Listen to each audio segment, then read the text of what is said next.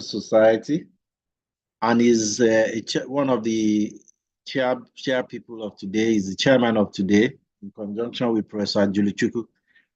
So, Prof, sir, you are wearing two caps today. Can you please give us some opening remarks, sir? Professor Kadiri, sir. Professor Kadiri. Aha, yes.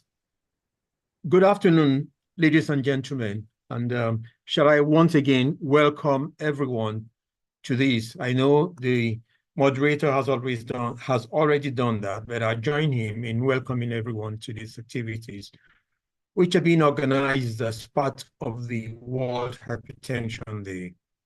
And it gladdens me to note that there's been, so far, very good attendance. And shall I just pick out the immediate past president, Professor Omotosho? He's online also. This promises to be a very rewarding occasion because the emphasis is on blood pressure measurement. And those who've been following the guidelines over the past few years will have noticed there have been some modifications made to the advice given regarding blood pressure measurements. And it's quite important that when you say something is 5, it is actually 5. And 5 doesn't mean 7 in some other place. Hence the importance. You must label somebody. And to do that, you must be very certain of the figures that are obtained. There are many devices on the market today. I'm sure today, by the end of this day, we'll be told which are the recommended devices, which are the trusted devices, when to take the blood pressure, in what conditions to take the blood pressure, and things that may cause some serious changes to the blood pressure that we actually get. This occasion, as you mentioned, is being organized, these activities, in conjunction with mDoc, and mDoc for long has been partnering with the hypertension community in Nigeria to advance knowledge in this field. So I can show everyone that we have quite a lot awaiting us. The president of the society will need to see one or two things, and I hope he's joined. Maybe he's been having problems joining. But if he hasn't joined, then perhaps the moderator would introduce the panelists, and we can go on from then. So the moderator, please take over from here and see the president is around them. Then he can say a few things. And if that is not the case, then maybe you can introduce the panelists, and then we'll take it from there. So thank you and welcome to everybody.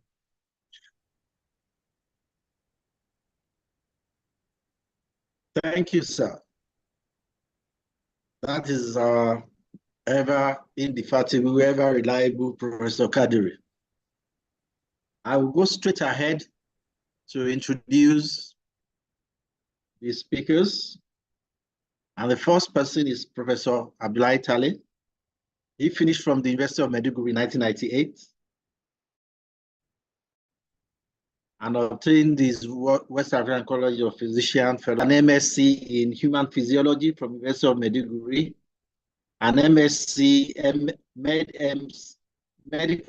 MSc in Cardiovascular Sciences from the University of Glasgow, Scotland. He also had a PhD, which he bagged in 2023 from Stellenbosch in South Africa. He was promoted professor at University of Maiduguri in 2017.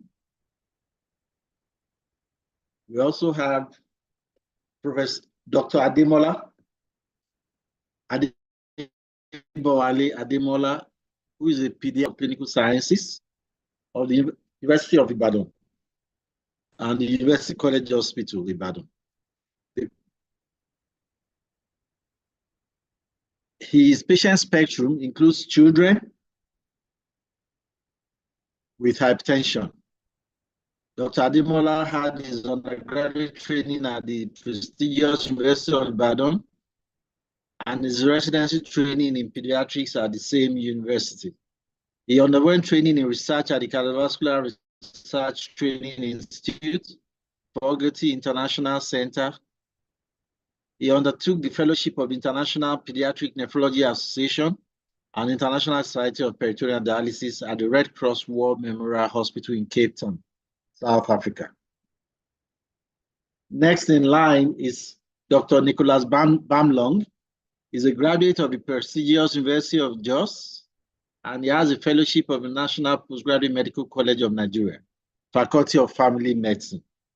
He's the immediate past faculty chair of the Faculty of Family Medicine, Nigerian Postgraduate Medical College of Nigeria, and immediate past chairman, Medical Advisory Committee, stroke Director of Clinical Services of the University of Abuja Teaching Hospital, Gwagwalada, Abuja.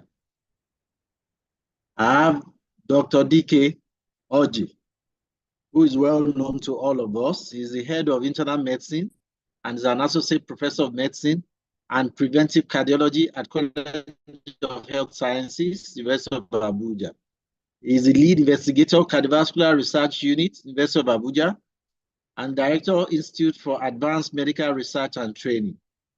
He holds an honorary visiting professorship position at Cape Heart Institute, Department of Medicine, University of Cape Town in South Africa. His work spans defining the spectrum of hypertensive heart disease and hypertension pharmacotherapy in the Black population to establishing a system for hypertension and cardiovascular care in the primary care level. He has been involved in several multi-center studies, and he led the CREO trial in 10 sites in 6 sub-Saharan African countries. The result was presented at the 2019 American College of Cardiology Congress late-breaking clinical session and was published simultaneously in the New England Journal of Medicine. He is currently the multiple principal investigator for a number of NIH research, NIH's National Institute of Health, research and training grants. He has published over 140 manuscripts in peer-reviewed journals, including New England Journal of Medicine. I have with me Professor Augustine Nordili, a professor of cardiovascular medicine in the Department of Internal Medicine, College of Health Sciences, University of Abuja, as well as a consultant cardiologist at University of Abuja Teaching Hospital. He is the lead investigator at the Circulatory Health Research Laboratory of the same university, and in addition, cardiovascular health at Harvard Teaching Hospital, Chan School of Public Health, Boston, USA. He's the president of the Nigerian Cardiac Society presently. He plays active roles in the International Society of Hypertension, where he sits in the council and chairs the regional advisory group for the African region. In addition, he sits in the board of the Journal of Hypertension, which is the official journal of the International Society of Hypertension, as an executive editor. His research interest is improving hypertension control in low resource settings. He's the principal investigator. He has been principal investigator in various large-scale research projects, including REMA, NIPRE, NSS, Herald, and Command. Lastly, but not the least, I introduce my teacher, Professor Oluranti Familoni. He's a professor of medicine and head of cardiology at my alma mater, which is Olabisi Onabanjo University, Shagamu, and is a foundation fellow of the Nigerian Cardiac Society. He's a member of the Nigerian Hypertension Society, member of the World Heart Failure Society, and member of the American Heart Association.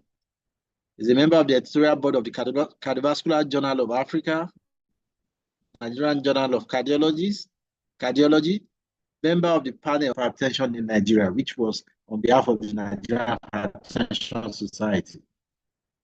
So I welcome all our panelists, and I believe that we are going to have a wonderful and fantastic moment in this webinar. So I will, I don't know, please, is the president online, please? Professor Isezo, before we move on, are you with us now? Okay. On mute, okay. yeah, So thank you. Oh, great, sir. Thank you. Welcome aboard, sir. Yeah. We would love to have your welcome address, sir. Thank you very much. I'm sorry for the delay. It's a network problem, and I think we are behind by almost 30 minutes, and we have many presenters. I would just want to welcome everybody and request Dr. Fasa to please go ahead. Please go on, please. Thank you very much. We are all welcome. Thank you so much, sir. So I'll quickly call on the first presenter, Professor Tale. Professor Tale, please. You can start sharing your slides.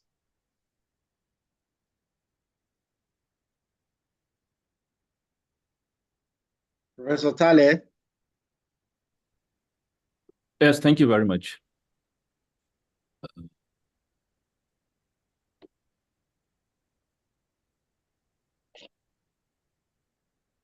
Yeah, good afternoon, ladies and gentlemen. Thank you for making me part of this. Can you hear me?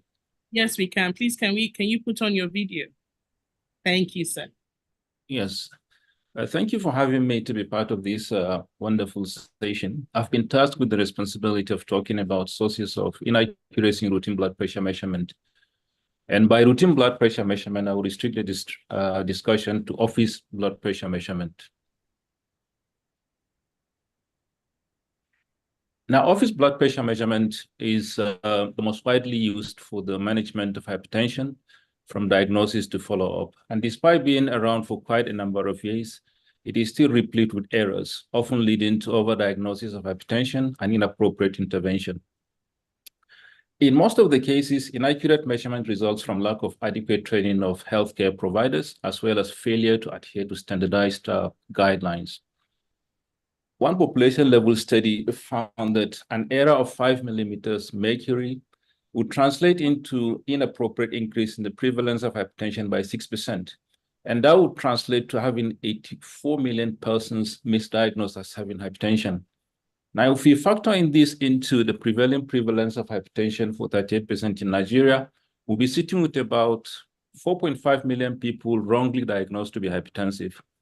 Now, before looking at the inaccuracies, it's important to look at what the standardized protocol is. And most of the guidelines adopt this protocol. And I got this from the 2023 European Society Hypertension Guideline. Now, preparatory to taking the blood pressure, the patient should be made to rest for at least 5 minutes in a quiet environment, seated with the back and the arms supported, with the legs uncrossed and the feet flat on the surface, as depicted in the pictures. Now, it's important to ensure that the patient has an empty bladder, and the patient shouldn't have eaten, ingested caffeinated beverages, or exposed to smoking actively or passively about 30 minutes prior to the procedure, as well as physical activity. It's important to ensure that there is no talking by all parties, that is the patient and the observer, during the procedure and in between the measurements. With regard to the device, it is recommended that you have a complement of cuffs to accommodate the varying arm circumferences of the patient, because one of the sources of error is having inappropriate cuff. And the guidelines have recommended the use of validated upper arm electronic devices, because the mercury device is being phased out, and most of the errors associated with auscultatory method of blood pressure measurement accrues to the mercury method and the anorate. And the guideline is advocating the use of automated devices to limit human error. Now, when using the electronic devices, the application of the cuff should be guided by the recommendation of the manufacturer, differently from the standard applied to auscultatory method. While using the auscultatory method, the inflatable bladder, which should encircle 40% of the arm circumference, and the length should cover about 80 to 100% of the individual's arm. And it's important to ensure that the cuff is at the level of the heart. Now, rather than keeping the numbers in mind, some of the cuffs are equipped with what is called the range finder, having 2 arrows indicating the maximum and the minimum extent to which the inner edge of the cuff should go. Having the inner edge of the cuff going outside the range finder will tell you that the cuff you're using is not ideal for the arm. And if you use a small cuff, resulting in undercuffing, the blood pressure will be spuriously high, using a large cuff for the arm will result in inappropriately lower blood pressure. So the markings are things that will help people to quickly decide whether the cuff available is, in fact, the one that is appropriate for the patient. When applying the cuff for the auscultatory method, the recommendation is to have the lower edge of the cuff in about 2 to 3 centimeters above the elbow crease, with the bladder centered over the brachial artery. Now, it's important to know that when we're talking about the cuff, the emphasis is on the bladder and not the encasement. For the auscultatory method, the guidelines recommend rapidly inflating the cuff while simultaneously palpating the radial or the brachial artery. And once the artery, the pulse is extinguished, you inflate to 30 millimeters of mercury above that.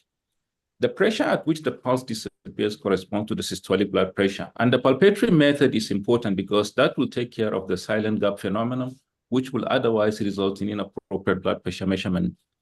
Now, once the cuff is inflated appropriately, the stethoscope is now placed over the brachial artery. And the recommendation is to deflate at the rate of 2 millimeter mercury per heartbeat or per second. While deflating, the systolic blood pressure will correspond with the appearance of the phase 1 of the coronary cough sound, while the diastolic blood pressure will correspond with disappearance of the coronary cough sound or the phase 4. There are instances where the coronary cough sound will persist at phase 4, which is also called persistent diastole. And in that case, the blood pressure should be recorded as phase 4 for the diastolic blood pressure. But one thing to note is if the pressure over the stethoscope is very high or very large, it will result in the failure of the coronary cough sound to to disappear down to zero deflation. So one should take note of that. Another source of error is the preference for a round figure. And the guideline recommended it is important to avoid terminal digit preference, rounding up or down to zero. And as a routine, if I'm presented with blood pressure ending with zeros for either the diastolic, systolic, or both, I tend to have some doubt. Similarly, if a blood pressure is measured using the aneroid or the mercury device and is ending with an odd number, it brings a lot of doubt because both the aneroid and the mercury are calibrated in even number. So the blood pressure shouldn't really be routinely ending with a 0 or an odd number if the auscultatory method is used.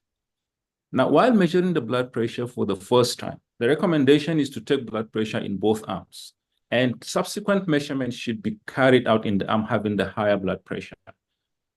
If one has the luxury of having automated devices that can simultaneously measure both arms at the same time, that is recommended.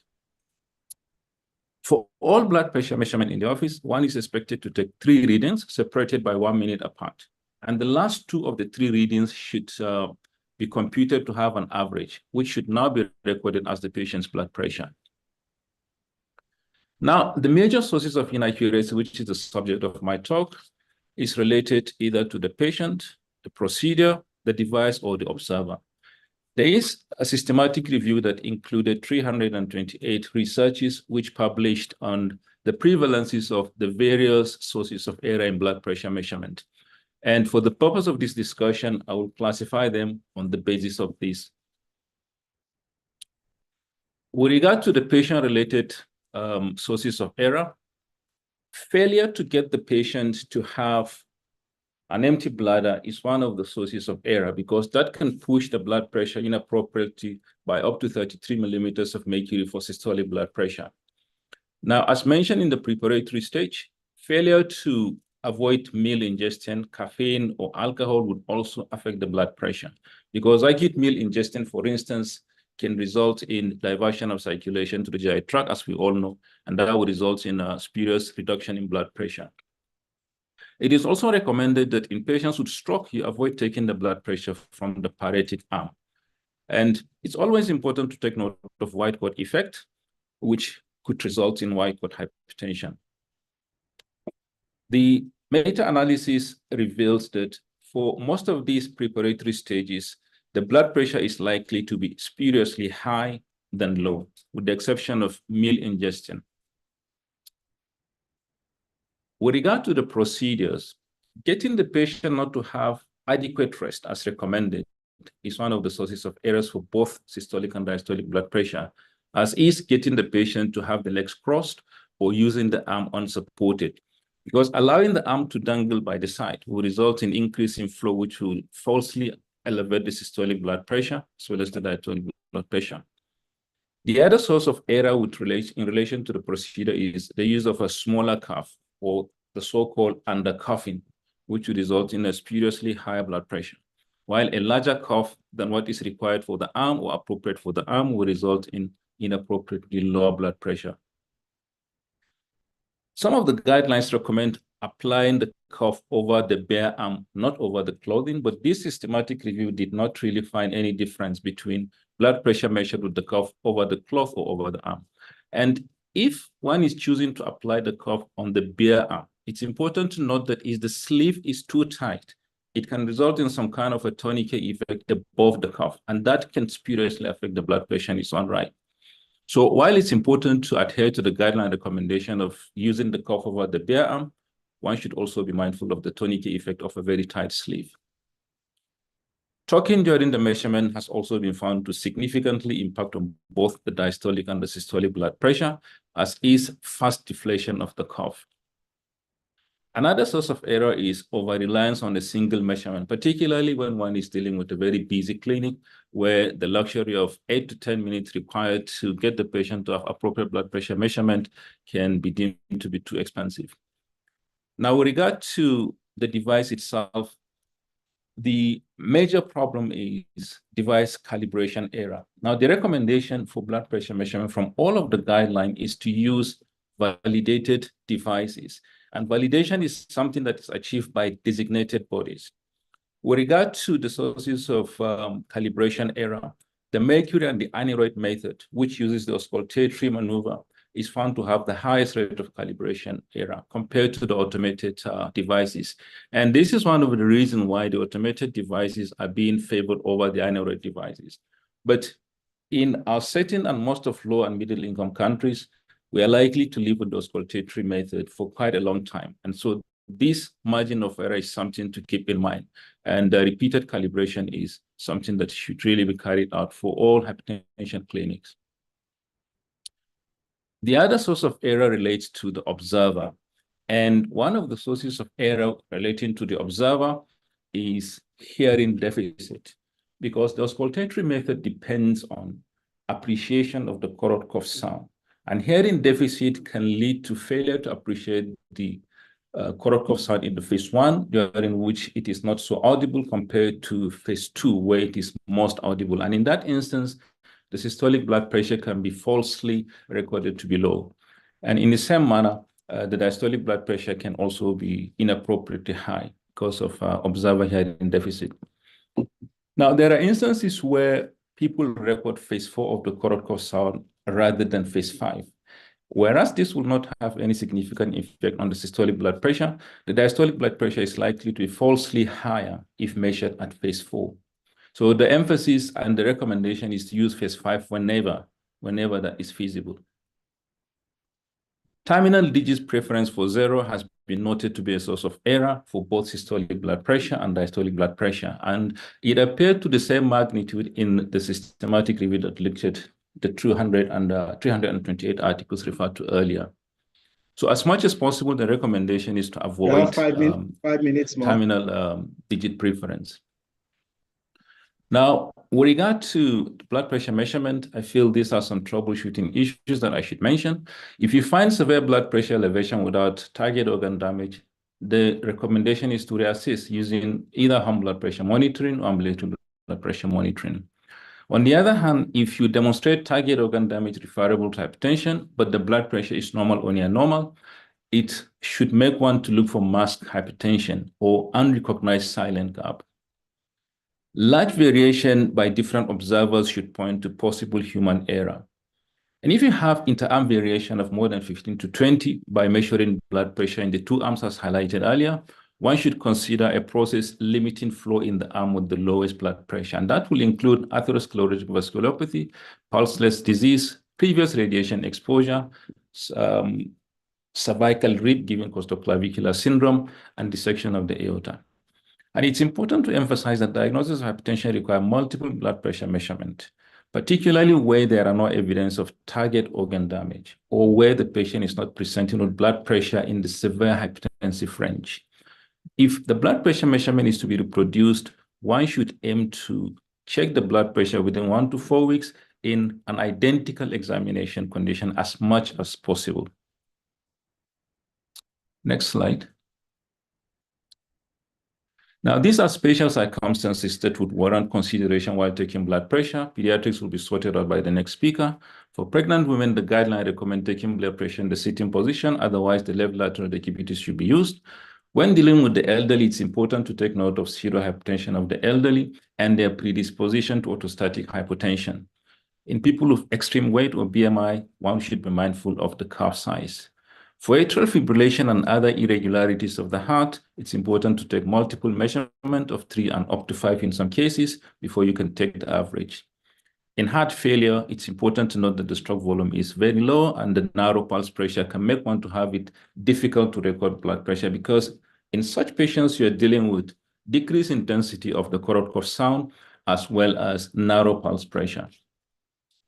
So the implication of inaccurate blood pressure measurement are numerous, but one can classify them into those accruing to overdiagnosis of hypertension with the psychosocial implication of being labeled hypertensive and inappropriate exposure to antihypertensive medication and unwarranted exposure to adverse drug reaction. Similarly, if antihypertensive are given where it's not required, orthostatic hypotension can be an issue. And in people with atherosclerotic disease, that can lead to catastrophic complications from carotid steal syndrome and coronary steal syndrome, leading to stroke and myocardial infarction, respectively. On the other hand, if blood pressure diagnosis is not properly made, it can lead to failure to avoid the unwanted consequences of elevated blood pressure. In any case, the treatment of hypertension is mainly aimed at preventing complications. And where it is not diagnosed, the increased burden of hypertension-related complication would ensue with increased expenditure in healthcare. Similarly, that will expose people to acute severe hypertension and hypertensive emergencies, leading to increased emergency room visit and hospitalization. Next slide, please.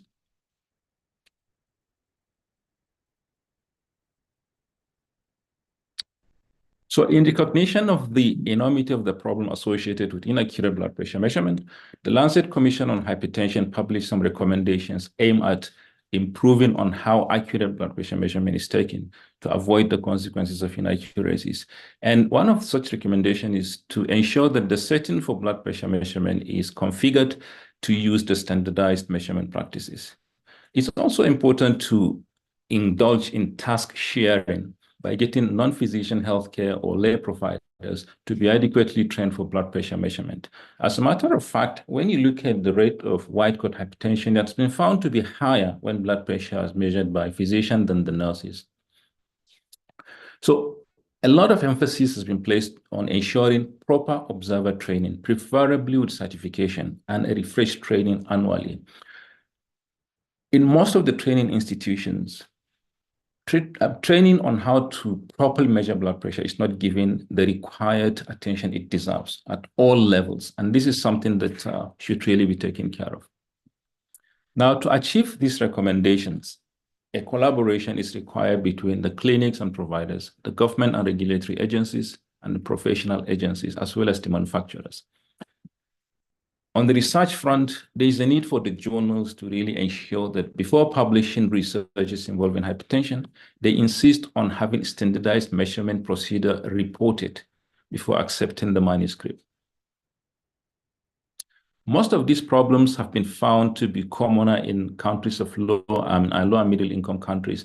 And the recommendation from the Lancet Commission specifically targets these populations. And that is why the use of validated semi-automated or solar charge devices, if the resource constraint against the use of battery is recommended. Next slide.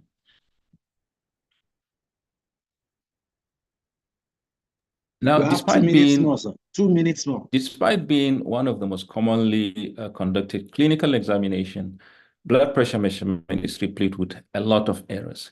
And as I mentioned earlier, most of the errors accrue because of lack of adherence to standardized measurement protocol and lack of adequate training of people involved in blood pressure measurement. Going by the Lancet Commission consensus document, there is a need for concerted efforts and collaboration by all stakeholders to ensure that standardized protocols for blood pressure measurement are undertaken. With this, I thank you for listening. Fantastic. Thank you so much, Professor Tale. So we have question and answer. I don't know if Professor Ajuluchukwu, are you there, man? Professor Ajuluchukwu? Okay. While we are waiting for her to make a comment or two, there is a question here for you. Thank you, Secretary General. Okay, man. Good afternoon, my colleagues. I'm sorry, I have been suffering from Nigerianism. Nigerianism, you know, there is no light anywhere in the compound, and I have been running helter-skelter since 1:30. But that is a story for another day. Professor Tale, thank you very much for your presentation. There is already a question in the box, and I have one for you because it's interesting. And is it equity or is it gender or what? But why should the measurements be different between nurses and physicians? After that, you will take us through a little bit on your recommendations too. They are very interesting and far-reaching. Thank you. So with regard to the impact of the white coat effect, it's something that I'm not very sure, but what is important to point out is that there is one Italian study that specifically looked at the impact of having handsome men and the other group to take blood pressure in various combinations. And they did come out to say that for the physicians having higher, for the white coat effect being higher among physicians has nothing to do with appearances in terms of whether one looks good or otherwise. But I think probably the physician is likely to be more intimidating to the patient compared to the nurses. That's just my thought. And the expectation perhaps from the patient is higher when it comes to engagement with the physician than the nurses. And for that reason, perhaps the white coat effect is likely to be higher in that setting than otherwise. But these are just my thoughts, because in as much as overall it's been found to be higher among the physicians, there are studies that show to the contrary. Thank you very much. Dr. Faisal, please, can you read the question from the box, please? Thank you. Yes. Thank you, man. Thank you, Professor Ajuluchukwu. So one of the questions, the first question actually, talks about the silent gap. Can you please explain further what that means? So the silent gap is a phenomenon that actually has to do with disappearance of the Korotkov sound before the phase 5. And that commonly involves the Korotkov sound between phase 2 and phase 3. In other words, if you get to the actual systolic blood pressure, the first Korotkov sound will appear. But if you continue to deflate the curve, you find a situation where the Korotkov sound will now disappear before reappearing at a lower level. So if one is not careful, you will get to ascribe disappearance of the Korotkov during the silent gap phenomenon as the diastolic blood pressure. And that will result into a falsely higher diastolic blood pressure. On the other hand, if you take blood pressure without palpation and you inflate to a level where the silent gap is, you might assume that is beyond the first phase of the Korotkov sound, in which case your deflation to what you would consider to be the first Korotkov sound will be actually below what the Korotkov sound is. And for that reason, you will underestimate the true systolic blood pressure. So nobody's really sure why phase 2 and 3 of the Korotkov sound is bedeviled by the silent gap phenomenon. But some people have suggested ways by which you can actually eliminate the silent gap beyond taking systolic blood pressure by palpation, which will get you to the actual systolic blood pressure. One maneuver that has been advocated by some people is to raise the arm above the head for 30 seconds, make a fist repeatedly before bringing it down to now measure the blood pressure. That maneuver has been found to remove the silent gap phenomenon. And the same maneuver have been advocated in people with very faint cough sound, where the intensity can increase by putting the arm 30 seconds above the level of the heart while making a fist and inflating the cuff at that level before bringing the cuff down for deflation to measure the blood pressure. So the implication of the silent gap phenomenon is underestimation of the systolic blood pressure and overestimation of the diastolic blood pressure. I don't know if that has answered the question. Thank you, Professor Tale. Yes. Adora, please unmute Professor Kaduri. Thank you, Professor Tale. I think you've done a fantastic job. Everybody attests to that. But you have to hold on because more questions at the end of the program. Meanwhile, now we move on to Dr. Adibowale.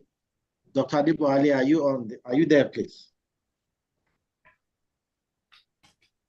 Dr. Adibowale, yeah, great. The floor is yours.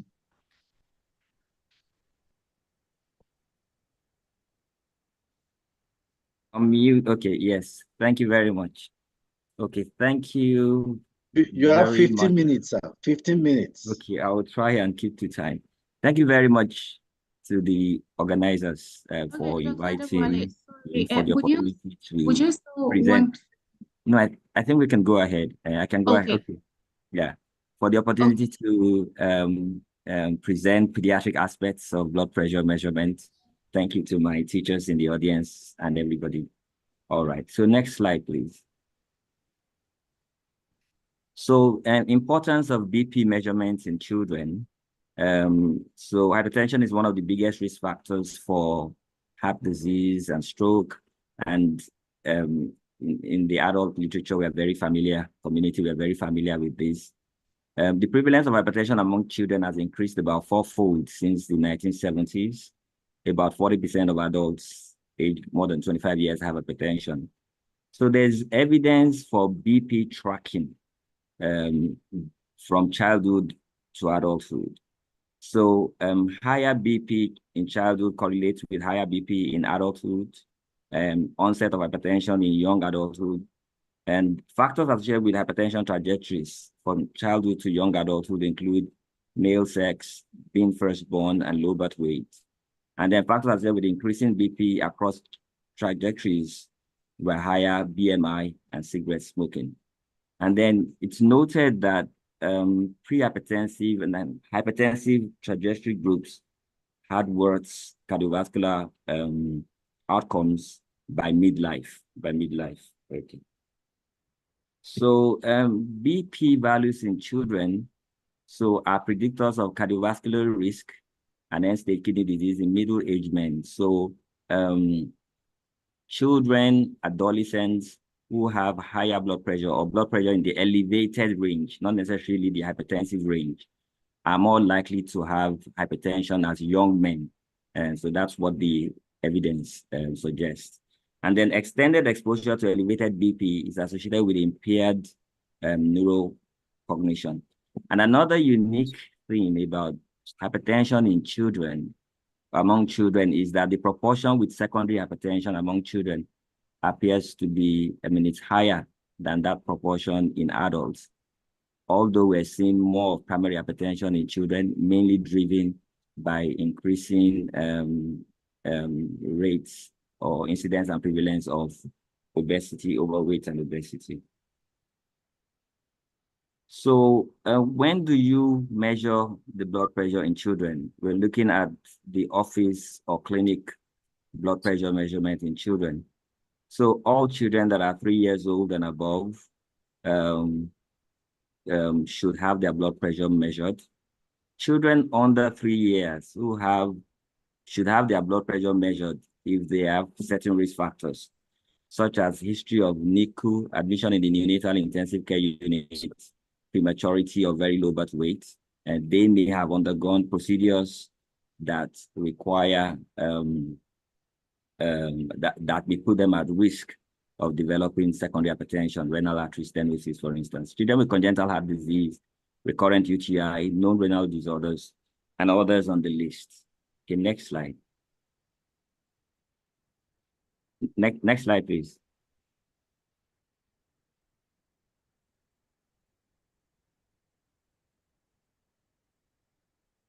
So blood pressure measurement in children.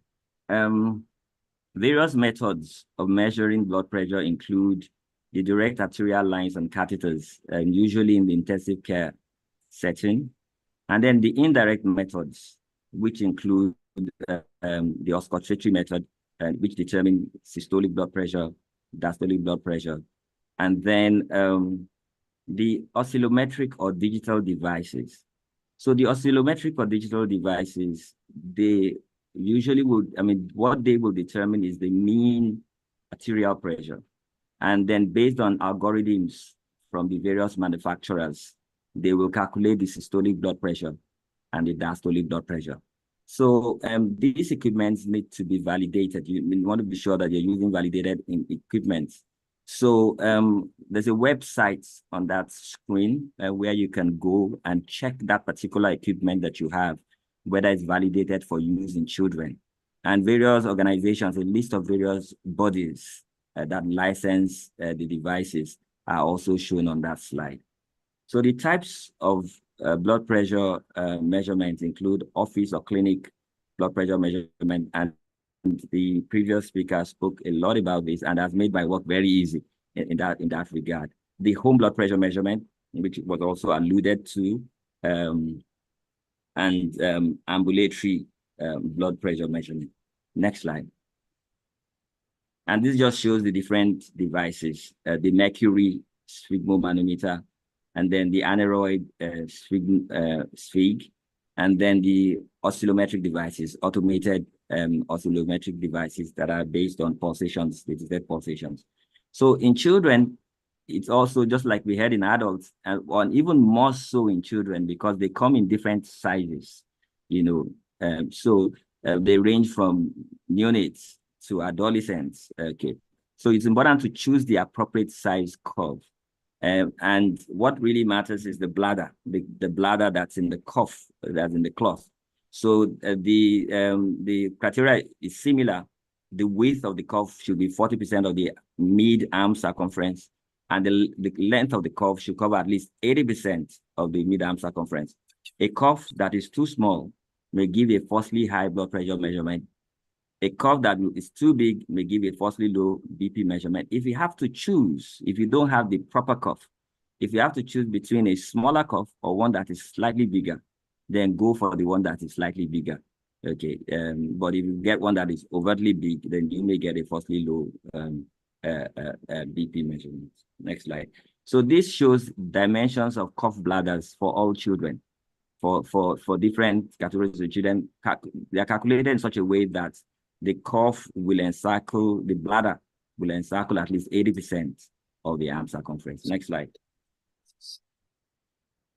So the best BP measurement practices from the American Association of Pediatrics, similar to what we have heard. I will try and talk through this fast. Child should be seated in a quiet room for 3 minutes. Blood pressure should be measured in the right arm for consistency. And that's because in children, the blood pressure, interpretation of your blood pressure is based on population studies. Definition for hypertension is based on population studies, as opposed to in adults where it is based on risk for target organ damage. So, and these studies that were done were done on the right arm. They were done by auscultation. These large studies were done by auscultation in the right arm. So you should measure the right arm for consistency, for comparison with standard tables, to avoid a falsely low reading from the left arm in the case of coarctation of the aorta. All right, unless maybe when you've done the two arms, you find that one other arm is bigger than the other. So that may be an exception. The arm should be at the heart level, 90% supported, uncovered above the cuff. The patient and the doctor should not speak while the measurement is being taken. So the correct cuff size should be used. So that's an important sort of error in children. Next slide. Next slide, please. So the bed of the stethoscope should be placed over the brachial artery in the antecubital fossa. The lower end of the cuff should be 2 to 3 cm above the antecubital fossa. So we've heard this. So this is similar to the what we heard about what is done in adults. And the rate of deflation should be 2 to 3 millimeters of mercury per second. The first phase of the carrot curve and the last phase audible sound should be taken at the systolic blood pressure and diastolic blood pressure. If the carrot curve sounds are heard to the 0 mmHg, the point at which the sound is muffled should be taken as the diastolic blood pressure, or the measurements repeated with less pressure applied over the brachial artery. And then the measurement should be read to the nearest 2 millimeters of mercury. We heard that. Sometimes blood pressure is measured in the legs. So to measure blood pressure in the legs, the patient should be in the prone position if possible. An appropriate size cuff should be placed mid-thigh, the stethoscope placed over the popliteal artery. And take note that the systolic blood pressure in the legs is usually 10 to 20% higher than the brachial artery pressure. And then note that the nomograms are based on the arm blood pressure recording. So oscillometric devices may be used for BP screening in children and adolescents. When doing so, providers should use a device that has been validated in the pediatric age group.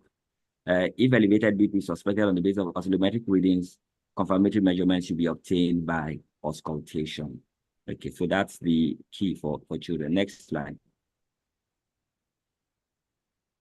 So in children, blood pressure varies with age. 3 minutes more. With 3 minutes. How many minutes? Sorry, I didn't hear. I didn't get, come again. Oh, okay, I'll just go ahead. 3 minutes. 3 minutes. Okay. 3 minutes. All right. We'll stop with the office blood pressure measurements. So for blood pressure in children, it varies with the age of the patient, with the gender, and with the height of the patient. So interpretation of the blood pressure is also key, so that you're able to say whether the child is hypertensive or not. Okay, next slide. So this chart, yes, this other chart is for girls. So on this chart, you can check the centile. No, please don't rush. We'll stop at our 3 minutes. Otherwise, it will not make any. All right. So this chart, you can know the centile where the height of the patient falls. All right. So let's go to the next slide. Next slide, please. So on this slide, you find the various BPs that have been done that correspond to the 50th, to the 90th, to the 95th, 95th centile for each population. So this for the age 1 year, for the age 2 years, 3 years, and I think this is for boys, okay? So this is what you will use to decide whether the boy is hypertensive or not. Next slide. Next slide. So this is for girls. Next slide. So this is a table that shows you ranges, I mean, without having to go through tables, where if you get these values for a boy that is 1 year, 2 years, 3 years, these are values that you will flag. So these are cutoffs for you to flag for the different age groups. These are values for you to flag for the different ages, okay? All right, for the different ages. Now, next slide. Next slide, please. So definition, so what is blood pressure in children? So you have to measure it accurately, you have to use a device, and then you have to be able to interpret what you find. So normal BP in children is systolic or diastolic blood pressure less than the 90th percentile for age, sex, and height, which was why I was showing those tables for age, sex, and height. Hypertension is defined as an average systolic blood pressure or diastolic blood pressure that is greater than or equal to the 95th percentile for gender, age, height on 3 occasions.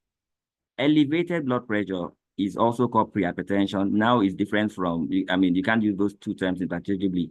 In children, it's defined as an average systolic blood pressure or diastolic blood pressure levels that are greater than or equal to the 90th percentile, but less than the 95th percentile. As with adults, adolescents with BP levels greater than 120/80 should be considered to have elevated BP. Next slide, please. So measurement of BP in children, clinic measurement, home BP measurement, ability. Next slide, next slide, next slide. So we also have groups of children who may have masked hypertension, sustained hypertension, white coat hypertension, sustained normotension, like we heard earlier. Next slide. Next slide, please. All right, so how do you define blood pressure in children? So we've got the American Association of Pediatrics guidelines and the European Society of Hypertension guidelines. So what we use a lot is the American Association of Pediatric guidelines. Now we're moving, but there are similarities. So I'll just do this and then, so normal blood pressure is less than 90 or less than 120/80 in child with 13 years. High normal or elevated is 90th to 95th percentile or 120/80. Hypertension is greater than the 95th percentile or in a child with 13 years greater than 130/80. Then if somebody has hypertension, the hypertension should be staged. And the definition for the staging are shown here. What stage 1 hypertension is in children, what stage 2 hypertension is in children. Next slide. Okay, and this slide shows the definition of pediatric hypertension from different guidelines of different societies. The principles are the same. So it shows how the American Academy defines it, the Chinese Hypertension League, European Society of Hypertension, Hypertension in Canada, Japanese Society, they're similar and they are based, but the cutoffs may be different for the different age groups. Next slide. Okay, so we'll stop here. We won't talk about neonatal BP measurement. We'll just stick with the office measurement. Thank you very much for your attention. 2 minutes more. Okay. Okay, so the errors that we see are... Thank you, Dr. Ademola. All right, thank you very much. Okay, good. Thank you, Dr. Ademola. We appreciate, that's a fantastic presentation.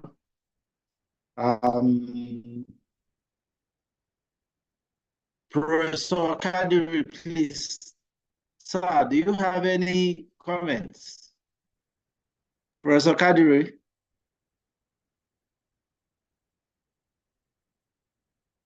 Okay, so Dr. Ademola, please stay on. Questions will come.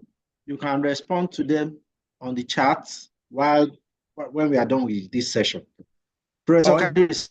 There might be somebody who's got 1 or 2 questions. We can quickly take 1 or 2 questions. And if there are no questions at this time, then we can go on to the next presentation, and then we can have questions taken right at the end of everything. So we can go on if there are no questions. Great. Okay, sir. Okay, great. So at this point, at this juncture, I will have to reorder the presentation format because one of our members of the faculty has an urgent situation. So I'll have to bring on Professor Odili. Professor Odili, please, can you come up with your slides?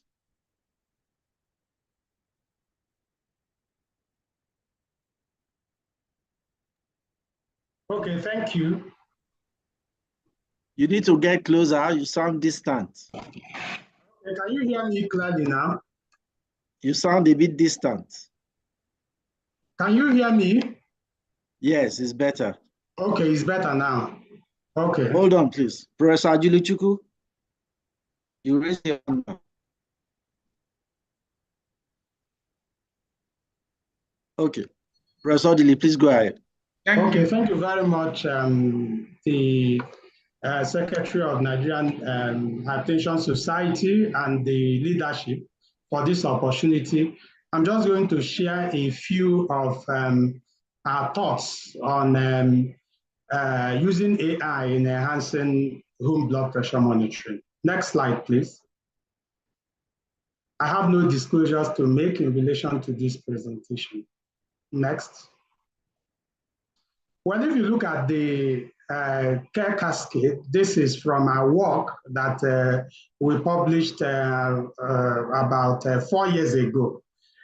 You could see that where you have a major problem, it's a major loss is the number of people who are being treated and the number of people who are controlled. Yes, there is some loss as to screening, but for me, the major work now should be directed at increasing the number of people who are being treated and the number of people who can be controlled. That is where the work is for now. So can we move on, please? Then why monitor blood pressure at home? This was one of our public health education when we looked at this care cascade and felt that one of the places to go through is blood pressure monitoring at home. And so can you move on to the next slide, please? Well, it's blood pressure, home blood pressure monitoring is accepted for long time use by patients because patients find it very useful, and then they will be able to, their follow-up, it's easier, and of course it's a very cheap method of monitoring blood pressure. I mean, when you compare it with ambulatory blood pressure monitor. The data accruing from home blood pressure monitor, there are a lot of advantages. One, it is more reproducible. Two, it predicts target organ damage better. Every other outcome better than office blood pressure. It increases predictive ability even when you add home blood pressure values into office blood pressure values. Of course, it provides information for day-to-day variability, which again has a very important significance as far as prognostication is concerned. It's also important that it identifies hypertension phenotypes like max hypertension, white coat hypertension, which also has a lot of prognostic values. Please, next slide. So, because of this, we started our efforts in home blood pressure monitoring. We tried to first establish whether home blood pressure monitoring is feasible in this country. So we had this in an urban community in Abuja, where we looked at self-measured home blood pressure to see whether it is feasible and whether it is one of the ways where home blood pressure control is possible. Next slide, please. We moved on to look at one of the advantages of home blood pressure, which is getting other phenotypes of hypertension, max hypertension and white coat hypertension. I'm more interested in max hypertension because the cardiovascular risk associated with max hypertension is very similar to that associated with sustained hypertension. Now, let me quickly say that max hypertension is somebody whose blood pressure in the office is okay within normal limits, but by the time you go to home blood pressure measurement, you find out that that person's blood pressure is within the hypertensive range. This is very important because this is usually neglected. While people may talk about white coat hypertension, people don't usually talk about max hypertension. And from this study, we discovered that about 10% of people who are adjudged to have normal office blood pressure actually have max hypertension. Can we move on, please? So what is AI? And please, next slide. Why do we really talk about artificial intelligence? It's because artificial intelligence is said to be simulation of human intelligent processes by machines, using computers to simulate, human intelligent processes. It enables computers and digital services to learn, to write, and create and analyze information that is available to it. Therefore, this capacity is given to solve problems in a human pattern with greater speed and accuracy. This is what AI is all about. And this slide just shows us the graduation in artificial intelligence from the early 50s to where we are today. First of all, programs that allow machines to mimic human behavior. So you program machines and then allow them to mimic human behavior. We move on to that to machine learning and deep learning, which is really most of the things done these days on artificial intelligence relies on machine learning and deep learning. Next slide, please. So how does AI work? If you look at this, remember we are coning AI down to home blood pressure monitoring. So if you measure blood pressure, for example, using any of these systems, wristwatch, or smart ring, automatic blood pressure monitors that we have talked about, And then you gather other forms of human data, laboratory data, demographic data, clinical data, even data from social media pages of the individuals, the way the person dresses, the way the person talks. All these things are all information. Remember that hypertension has a lot to do with social behavioral patterns. So some of these things, some of this information are there about an individual, but when you gather all of them together into the AI technology, it increases precise blood pressure measurement, better risk stratification, precise diagnosis, and individualized management and proper prognostication. Next slide, please. So we now want to see, how do we enhance home blood pressure monitoring? Remember that when we talked about the reasons why we measure home blood pressure, we talked about one, the fact that it's a patient's acceptance of treatment of hypertension increases when they get involved with home blood pressure monitoring.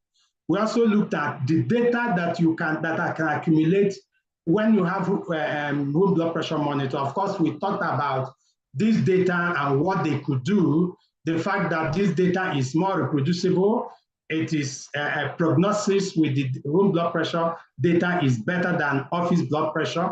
We also discovered that home blood pressure monitoring will enhance treatment adherence. So how do you now use artificial intelligence across border to increase some of these advantages that home blood pressure monitoring already has? Next slide, please. Next.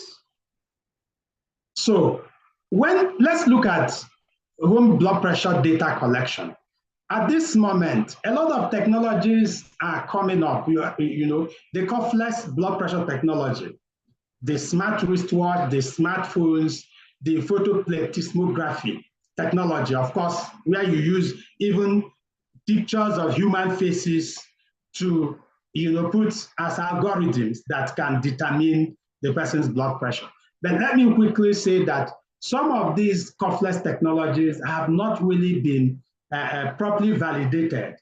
But of course, this is where we are going to. Definitely, time will come when even the wristwatch we are putting on will make some detect blood pressure under our arteries as we see them. And this cannot really go on without proper artificial intelligence and putting all this data together. Of course, at that time, you are going to have huge data that, of course, will be more than the ambulatory blood pressure monitoring data. Will be more than the current data we get when even people have blood pressure monitors and they go home, they measure blood pressure 2 times in the morning, maybe 2 times in the evening. This will measure blood pressure when you are talking, when you are sleeping, for 24 hours a day, 7 days a week, 365 days a year. So you discover that it's going to provide huge data that will give a lot of information about blood pressure and its management. Of course, it also provides the needed data for evaluating blood pressure variability. Now, most importantly, what is commonly available now is that even the blood pressure data needs to be put in a meaningful manner. Many times patients come to the clinic, even with the home blood pressure, they come with their diary, they show you their diary of their measurements. I want to ask those of you who are clinicians in this meeting, what do you make out of some of those patients' diary? You may have readings that are maybe up to 100. How do you summarize those readings to make an intelligent, assessment? It means there must be a way to put this thing together, analyze it, and help the clinician to make a meaningful decision. Next slide, please.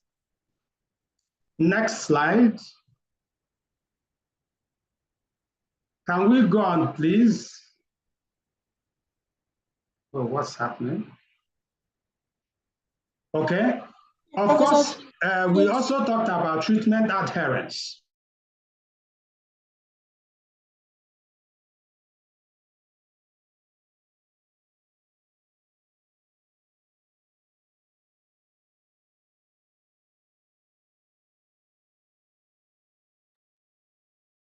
Hello, Dr. Faso.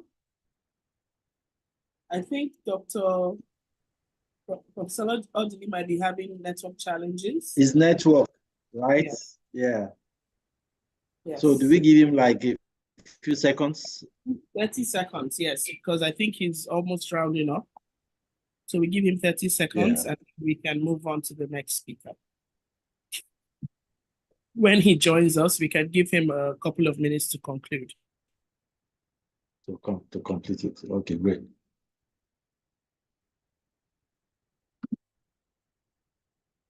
In the meantime, thank you everyone for sending in your questions. We're collating the questions and we'll try to get responses to as many as possible at the end of the session. So please do stay with us and keep the questions coming. The speakers would also be responding to questions in the chat. So don't worry, your questions will be answered. Thank you so much, everyone.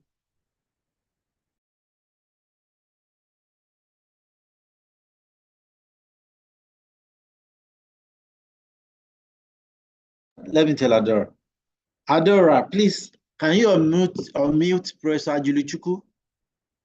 Can you unmute Professor Julichukwu, please? Yes, she's able to unmute. Please, Mark, okay. Go ahead. Right? Go ahead, ma. Okay, thank you. Thank you so much. Thank you, mDoc, for being a wonderful partner. Thank you, colleagues. It's very interesting that we're having these talks. As a filler, I don't know whether Professor Dili would be able to get back, but I might want to ask Dr. Edemola the question I wanted to ask him, just as a filler. Dr. Edemola, are you still on?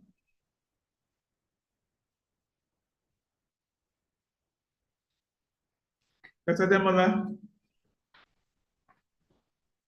Okay, yes, okay, I'm on. Okay, thank you. Yes, yes, the interesting thing about pediatrics is the range of neonates to adolescents to even 18 years.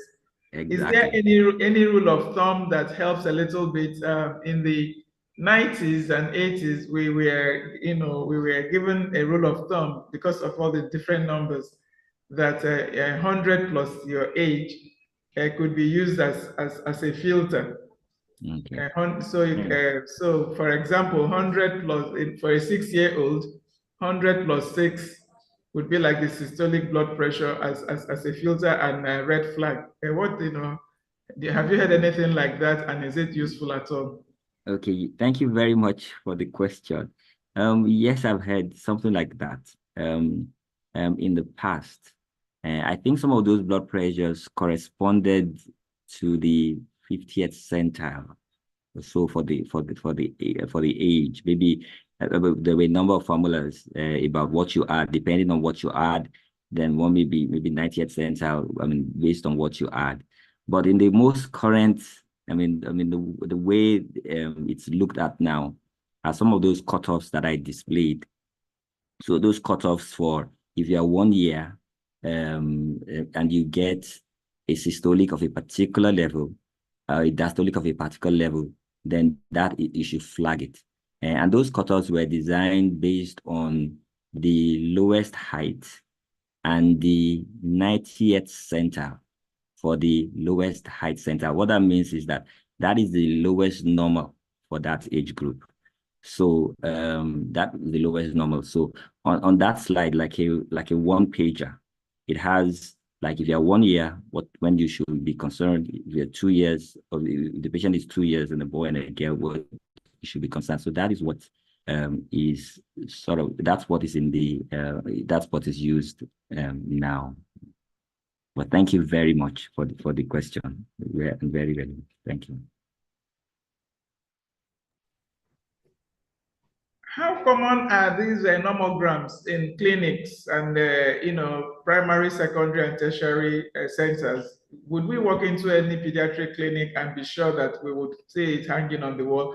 Nobody can have those nomograms in their heads all the time. Thank you. You are right, man. And I appreciate this opportunity because it's sort of it's going to sensitize the public more into having it. I had a slide on challenges at the end, but time was short. So I had a slide for challenge BP measurement. So this, the knowledge, the awareness to increase, and for the devices to be available. Indeed, we are seeing hypertension more among adolescents. Driver is obesity, another driver is low birth weight. So we're seeing primary hypertension in children, and also this phenomenon that if blood pressure is in the elevated range among adolescents, the older you are as an adolescent, then in mid-adult life, that person is more likely to have hypertension.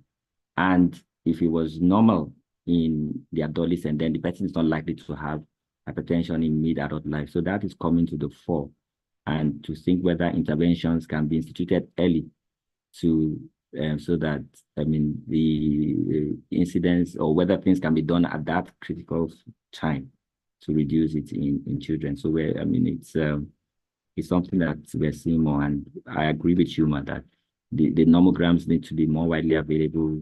And then children that is 3-year-old, people don't even measure blood pressure in children, but any child who is more than 3 should get a blood pressure measured in a clinic encounter. And those devices, we want them to be available in our community. Thank you very much. Thank you so much. Okay, Prof. Thank you, Ma. Very insightful questions there.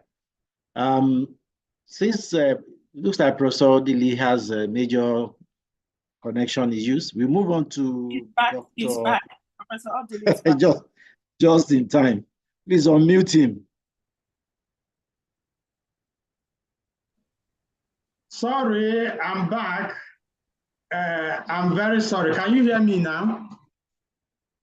Yes, we can. Hello, can you hear me? We can hear you, sir. I'm sorry. Professor Ajujuwu said Nigeria happened to her, so I'm sorry about that.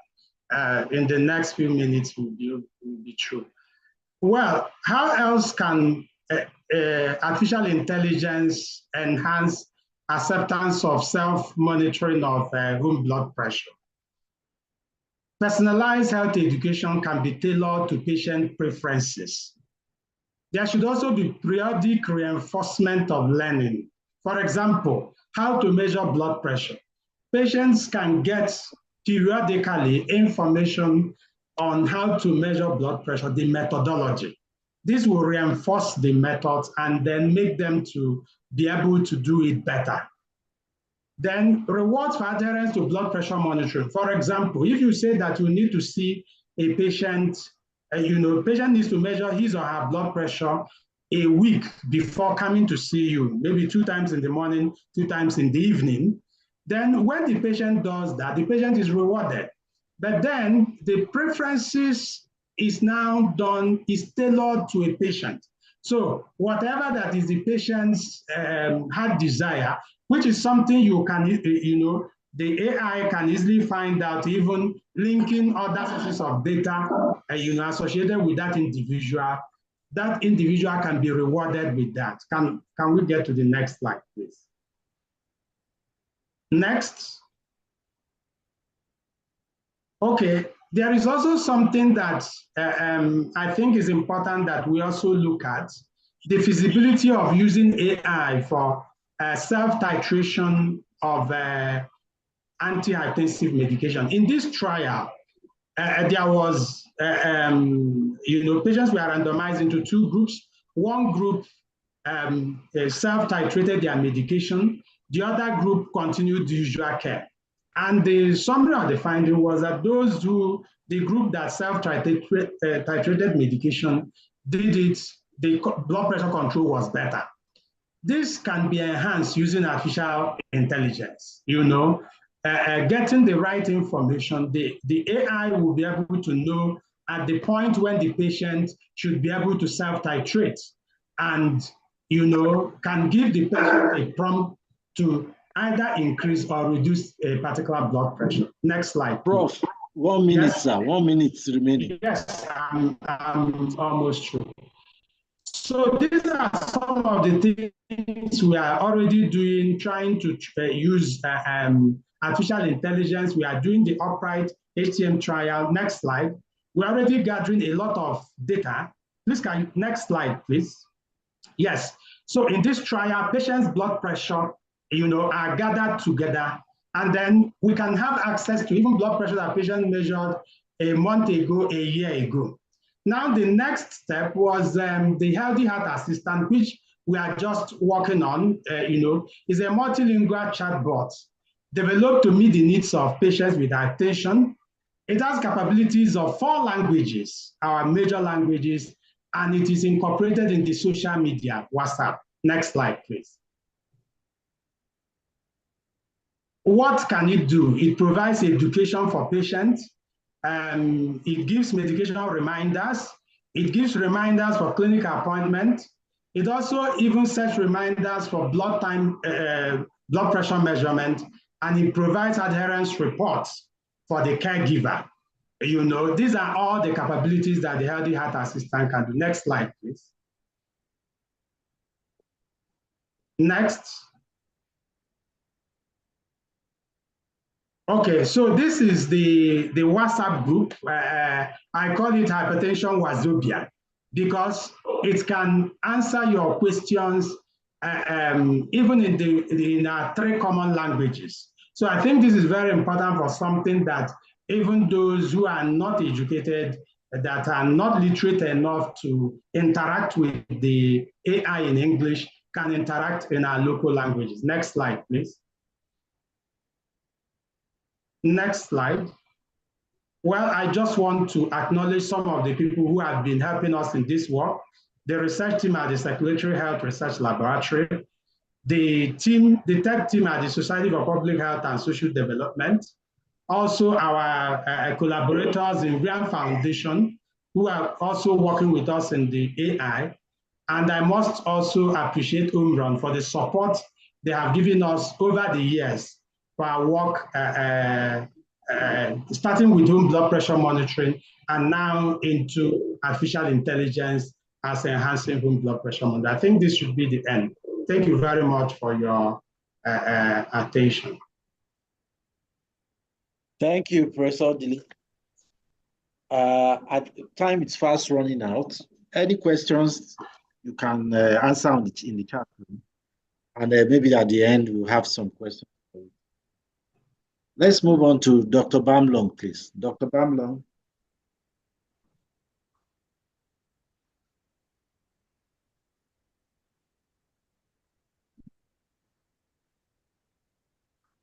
Dr. Bamlong, you can start sharing your slide.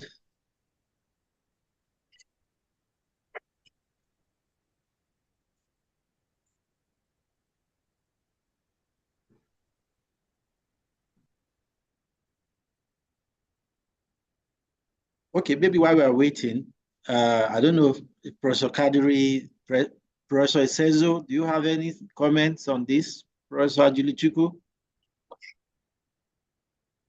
Hello. We can hear you, sir. Oh, great. Yeah, sorry, I think I was muted. Thank you very much. Yeah, good afternoon, all. The president, the EXCO, the chairman, and the host. I think the last 3 speakers have almost finished my topic, even though artificial intelligence, from what Professor Odili just presented, is part and parcel of what would have been after my own presentation. But I think that I'm going to be talking on overcoming barriers to home blood pressure measurement. Please, next slide.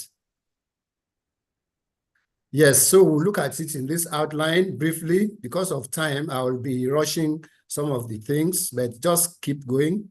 Next. We all know that hypertension is a leading risk factor for global cardiovascular risk all over the world. Of course, it increases the risk of heart attack, stroke, kidney diseases, and heart failure. And within the middle age group, we know that every 20 millimeter mercury increase in systolic blood pressure also doubles the baseline cardiovascular risk. Next slide. Next. And in our country, Nigeria, hypertension has been shown to be the commonest risk factor for stroke, heart failure, and chronic kidney disease. Therefore, inaccurate diagnosis of hypertension will place the patient at risk of inappropriate medical care. It's also been shown that 1 in 5 people with hypertension that are diagnosed in our clinics are actually normotensive, when their measurements are taken out of the clinic, and thus the importance of, home blood pressure measurement. Next slide. And therefore, the issues of the blood pressure measurement has not really enjoyed the wealth of research, even though now we are beginning to look at it critically, like demonstrated by our previous speakers. However, accurate and correct methods either in the office or at home remains very critical when we are making diagnosis of hypertension or when we are managing hypertensive patients. We've already been told that we have the oscillometric methods, and we also have auscultatory. And we are actually now laying emphasis on oscillometry because of obvious reasons. Next slide. And so we've also been told about the pattern of blood pressure presentation. When blood pressure is said to be sustained, it means that both the one in the office, in our own clinics, and those we measure out of office, either at home, are elevated. Then we have the white coat, which has exhaustively been talked about, where you have elevated office blood pressure, but out of office, it is normal. In this case, the cardiovascular risk is actually similar to those that are normotensive. Then we have the masked hypertension, which the office blood pressure is normal. However, when you take the blood pressure out of office, particularly at home, it is actually high. This has been shown that their cardiovascular risk are similar to those that have sustained hypertension. Next slide. These are the websites, I think somebody has emphasized this too, where you can actually get to know which of our blood pressure devices are validated. It's been shown that quite a number of devices are actually not validated and are in use. They give a lot of false and inaccurate readings. But with these websites available, you can actually Google in. Next slide, please. Next slide. Yes, when you enter the website, you type the product model, the manufacturing company, the name. When you scroll down, you'll be able to see the model that you're actually seeing. And so a study that was done in Australia showed that only about 6.6% of blood pressure devices, in an online market were actually validated. Obviously, if this can be shown in Australia, you can imagine what it will be in Nigeria. We might just have about less than 1%. And of course, I've mentioned that we have different measurements, the office blood pressure measurement, out of office, which in this case, you can have the ambulatory and the home blood pressure measurement. These two are the out of office blood pressure measurements. The office blood pressure measurement is the commonest one that we see in Nigeria, because we know that most patients hardly will afford to buy the machine to be using at home. But however, the white coat hypertension and masked hypertension are the two commonest problems with office blood pressure measurement. The oscillometric or auscultatory devices are actually more useful here. The office blood pressure measurement cannot dictate diurnal variations of blood pressure. And so the importance of the out of office. Next slide.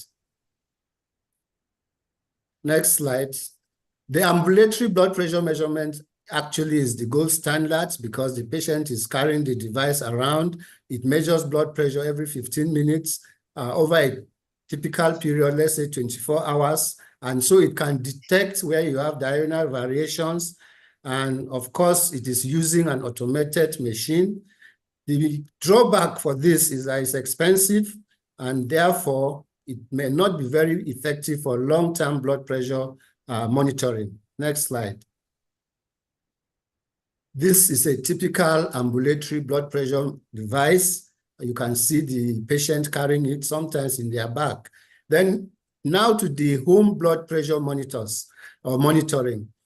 This entails the patient measuring their blood pressure independently at home using an electronic device. It has been recommended by the American College of Cardiologists and by the American Heart Association.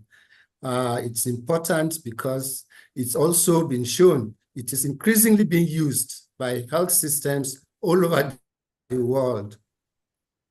And about 30% of patients with hypertension in the UK have been shown to actually monitor their blood pressure at home, and about 70% in some developed countries.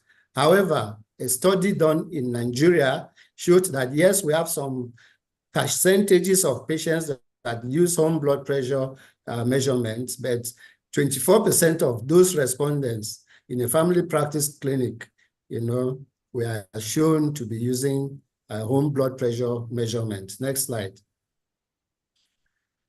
A study in Abuja, one of those studies that was shown by Professor Odili, showed that 46.6% of respondents, that used the home blood pressure measurement were actually women.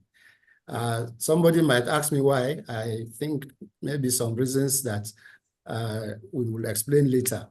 It's more practicable and cheaper than the ambulatory, because we had mentioned that ambulatory, it's actually expensive, the device itself. However, the results are usually the same when you are using the home blood monitoring. Its use is still insufficient in many parts of the world. Next slide. Characteristically, you have the analog and the digital, and we are beginning to actually say that the digital is the most commonly used. The analog, of course, meaning that you may have to now train people on using it because you are using the stethoscope as well. It should be measured correctly, patient comfortably seated, consistently done, and clinically validated, as we have mentioned. And we are using an automatic electric device. So these are some of the major characteristics. This is a typical analog device that is in use that can also be used for home monitoring. This is a typical digital device that can also be used. And positioning is very important, because when you don't position, and that is where education becomes very key for the patients that we see, that we are beginning to advocate that they can actually measure their blood pressures at home. Next slide. Next slide, yes. So these are the category of patients that actually will benefit from using home blood pressure measurement. Individuals that are hypertensive, those that are just being diagnosed or about to start medications or are already on treatment, then individuals with risk factors for hypertension or conditions that are related to high blood pressure. This is important because it will keep them on watch to be observing, in case they go into hypertensive states. Then pregnant women diagnosed with either pregnancy-induced hypertension or preeclampsia, it's important that they also use this device. There are two categories of patients that shouldn't use the home blood pressure measurement. These are patients diagnosed with atrial fibrillation or have one form of arrhythmias or the other, because these conditions have been shown to affect the ability to provide accurate readings. And so it is discouraged whenever you see patients that have that. Choosing the best device, usually you look at the accuracy.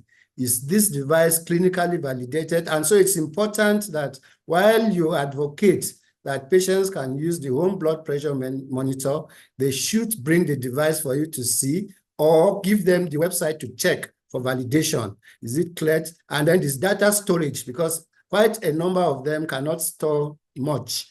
And so you need to be conscious of it, because you need a device that can store over a long period of time, so that once they bring it, you can actually scroll and see how the pattern has been.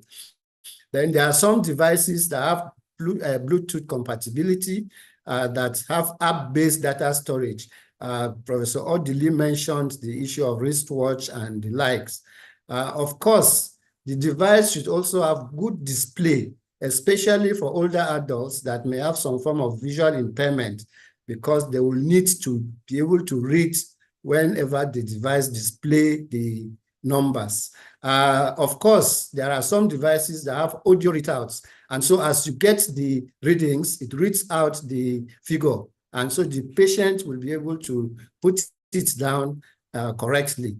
There are some that have some other additional features, can take the pulse, it has indicators for heartbeat. Some are even color-coded, such that you can track, whenever you have a red, for instance, the patient should quickly come to the hospital. Whenever it shows a yellow, should take the next available clinic to come and check to see the physician, or it is green, meaning that possibly it's under control and things like that. And some have some wireless designs. So these are some of the devices or the ways that you can be able to do. What are these specific barriers? That is the center of my discussion, because the barriers to home blood pressure measurement is important. There are 3 levels you can look at: the patient, the physician, or the healthcare worker that is checking the blood pressure, or that is supposed to advise the patient, and the device itself. We've mentioned some of them, but just for emphasis, we'll look at them one after the other. For the patient level barriers, there are usually concerns about the reliability of the readings. Even the patient themselves may not even believe that what they are getting is correct. And so it's a major concern for the patient. Then, of course, a number of the patients lack the desire to initiate home blood pressure measurement because of certain factors. Maybe they believe that it will either, the timing. Imagine telling them that they may have to do it at night before they sleep and things like that. And of course, one of the major problems is that most of them will forget to even do their, to check for their blood pressure, especially those that have very poor family support. And so family support is very critical, because sometimes it is the family or the caregiver that will be reminding them on when they are supposed to check their blood pressure, or even teaching them how to do it, especially those that are illiterate, and they have people that are literate among them. Then, of course, the cost is very important. The machine, the monitors, the devices are quite expensive, and so not many patients can afford them. There is also poor knowledge on this home blood pressure management. There is challenge of handling. You see some devices, the patient may put them in the kitchen, or put them along with clothes and things like that, or may not fold it properly, and the battery gets getting weak, and so they will not be able to handle them properly. There are some biases. For instance, it's been demonstrated that some automated devices give higher readings than the mercury in glass device. And so the patient comes to you with the readings he has taken over some time, and you compare with what you are getting, the patient gets more confused or more worried because of this. Then next slide. Of course, the physician, like I said, many of us are actually not motivated to institute home blood pressure measurement. Why? Sometimes maybe it's your private facility and you want these patients to be always coming to check their blood pressure. Of course, incentives and things like that. Again, some of us don't even believe that the home blood pressure measurement is accurate enough. And so we don't really think that we should advise patients to be using it. Then there is poor knowledge on the guidelines on this. And that is why some of those validated websites are out. Then, of course, a lot of us too believe that the office blood pressure measurement is more superior to the one that the patient will be taking at home. So all of this also are some of the barriers that the physicians, display that will make home blood pressure measurement a bit difficult. For the device itself, I've mentioned there are very few validated devices, despite the several numerous ones that are in the market. And you will discover that the ones that are in the market, when you check, very few are actually validated for use. And that is why it's important for us as physicians, you know, to know which ones are actually the good ones or well validated before you advise your patients on which one to actually purchase. Next slide. Next slide, please. I think you have jumped one slide. Yes. So you buying a well-validated durable home blood pressure monitor is very important. It's always better to buy online when those sites are online. By the time you see it, you'll be able to type in the make and all of that. You will validate to be sure. Now, this is actually like overcoming those barriers. The other thing is it important for us to begin to look at health insurance, that we can advocate, for instance, as Nigerian Hypertension Society, that the insurance should cover, you know, blood pressure devices, such that every patient that is diagnosed hypertensive should be able to afford or should be part and parcel, such that these devices are purchased and kept in facilities and given to them for proper monitoring. Again, there is need for training of the patients in self-monitoring using standardized videos and printed online resources. You know, there are some videos that you can actually recommend for the patients to be watching on how they can best measure their blood pressure at home. There are also some apps and related automated programs that will assist patients with blood pressure self-monitoring. The role of the family and indeed friends that have stronger health literacy to aid the illiterate patients to effectively do home blood pressure measurement is important. Family support is usually very key, and that is why it is important that the family is carried along. The electronic medical records in our hospitals most times do not have provision to impute the values that patients come when they take their blood pressures. And so it is the one that we take in the office that is imputed in the record system.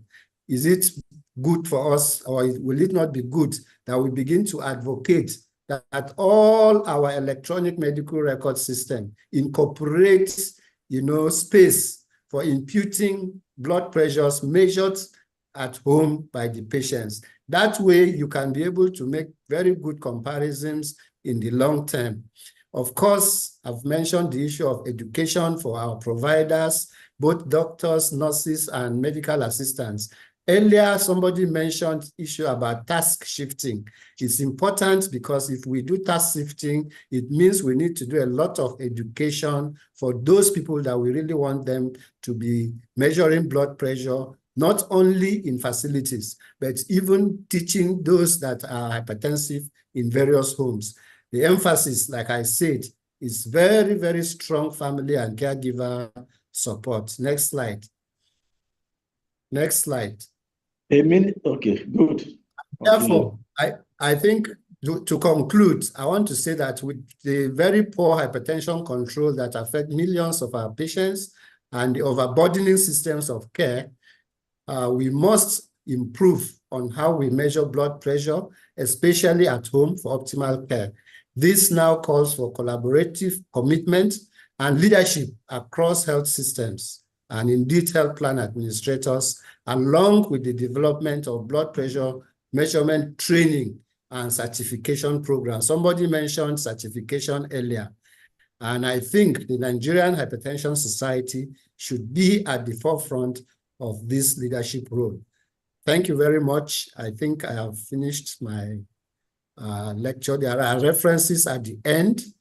You can check when the slides are shared later.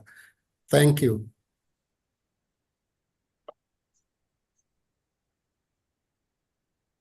Thank you, sir. Thank you for a fantastic presentation. Very Very, very educative, very interesting. Nice one. I can see a lot of claps on this on the chat room in the chat room. I would like to recognize the president. Please, Adara, can we unmute Professor Motosho? He's the immediate past president of the Nigerian Hypertension Society, and he came in right at the beginning. I've been looking for him until I had to call him, and I told me he's been here all along. Himself. Yes, sir. Okay, Professor Motosho, sir, can you just give us a small admonition and then maybe a comment on this? Well, thank you very much, Dr. Fassi. Let me congratulate the leadership of Nigerian Hypertension Society for organizing this webinar. It's a well thought out topic, and the presentations have been so excellent. Bearing in mind that appropriate and proper blood pressure measurement and monitoring is fundamental to the care of hypertension. And I want to congratulate the speakers so far. The presentations have been very lucid, been very thorough, and quite educative. I know time is fast spent, but we have questions later on. We'll put on the chat box. But thank you very much for recognizing me. Professor Kadri has earlier said that, or has earlier done that. And I appreciate everybody. Congratulations once again to the leadership of Nigerian Hypertension Society for bringing on this webinar. Thank you very much. Over. Thank you, sir. Thank you, sir. Thank you. Professor Kadiri, sir. Professor Julichuku.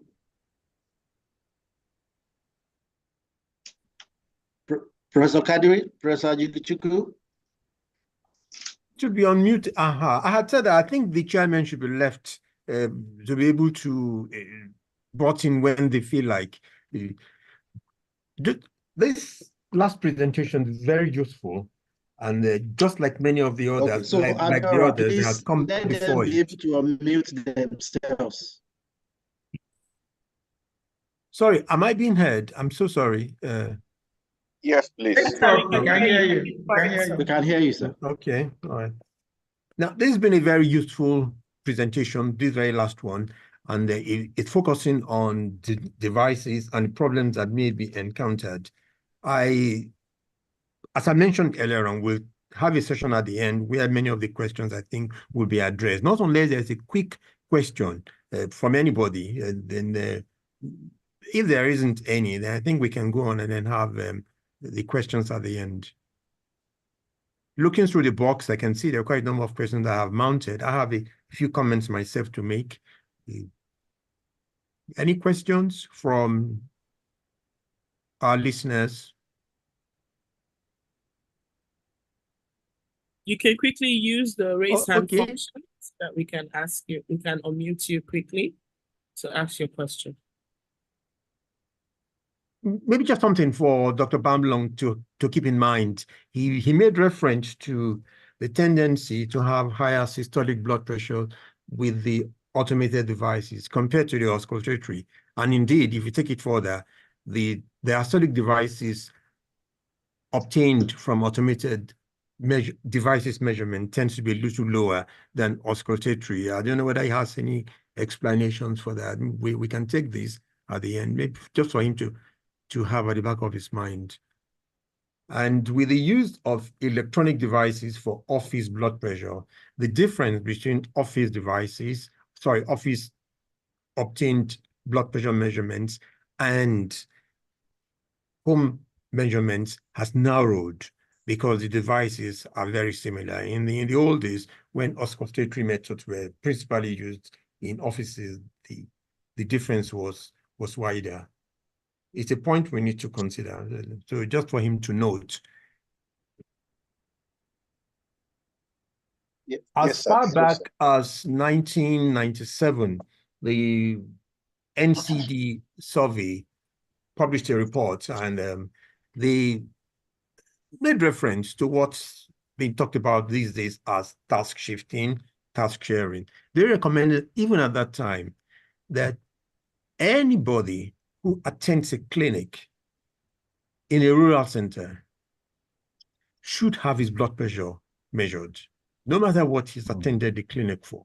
So in a way, even at that time, they recognized the need for wide measurement of blood pressure, and also recognized the feasibility of having blood pressure measured by even people who are not really doctors, but community health workers, health attendants in the community. And indeed, some people in some parts of the world have been trained specifically to be able to measure blood pressure, even though they are not nurses or doctors.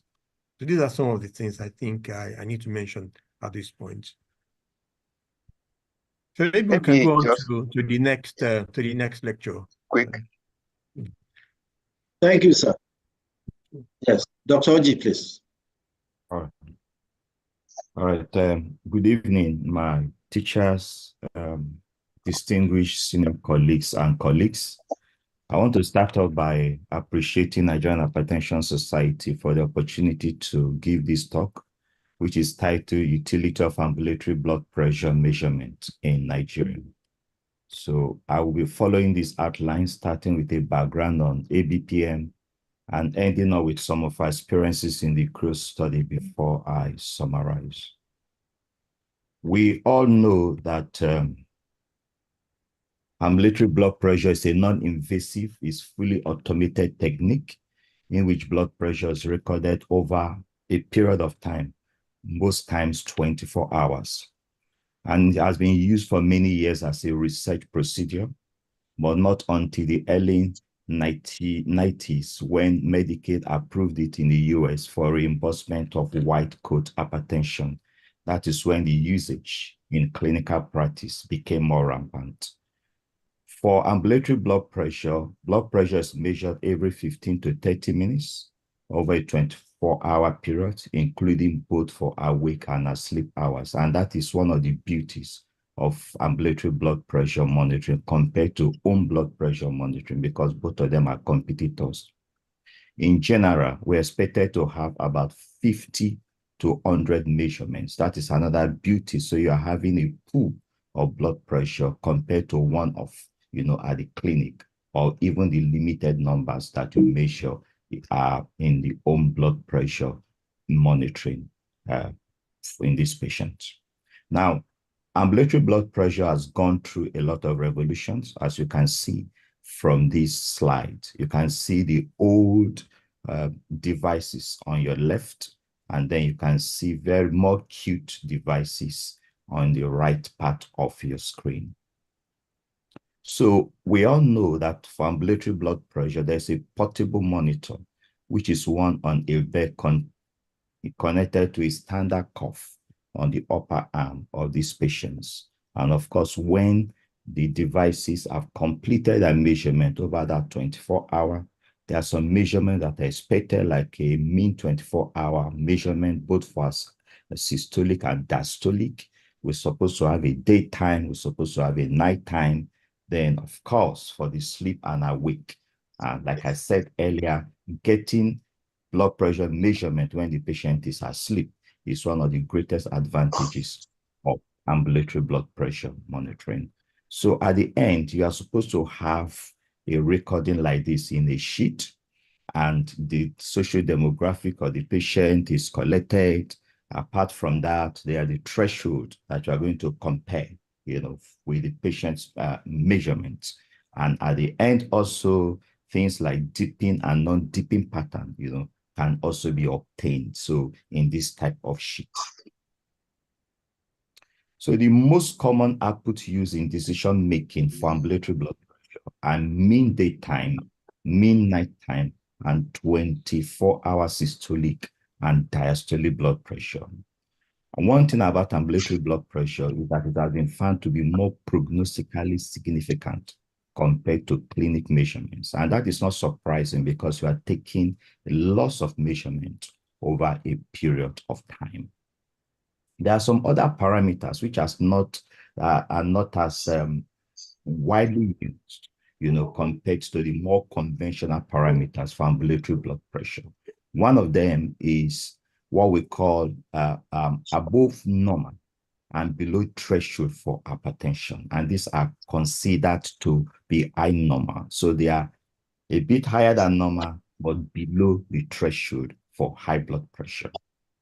There's also the nighttime average systolic and diastolic blood pressure, which should ideally be at least 10% lower than daytime or awake average. If it is not, then the patient is a poor dipper or a non-dipper.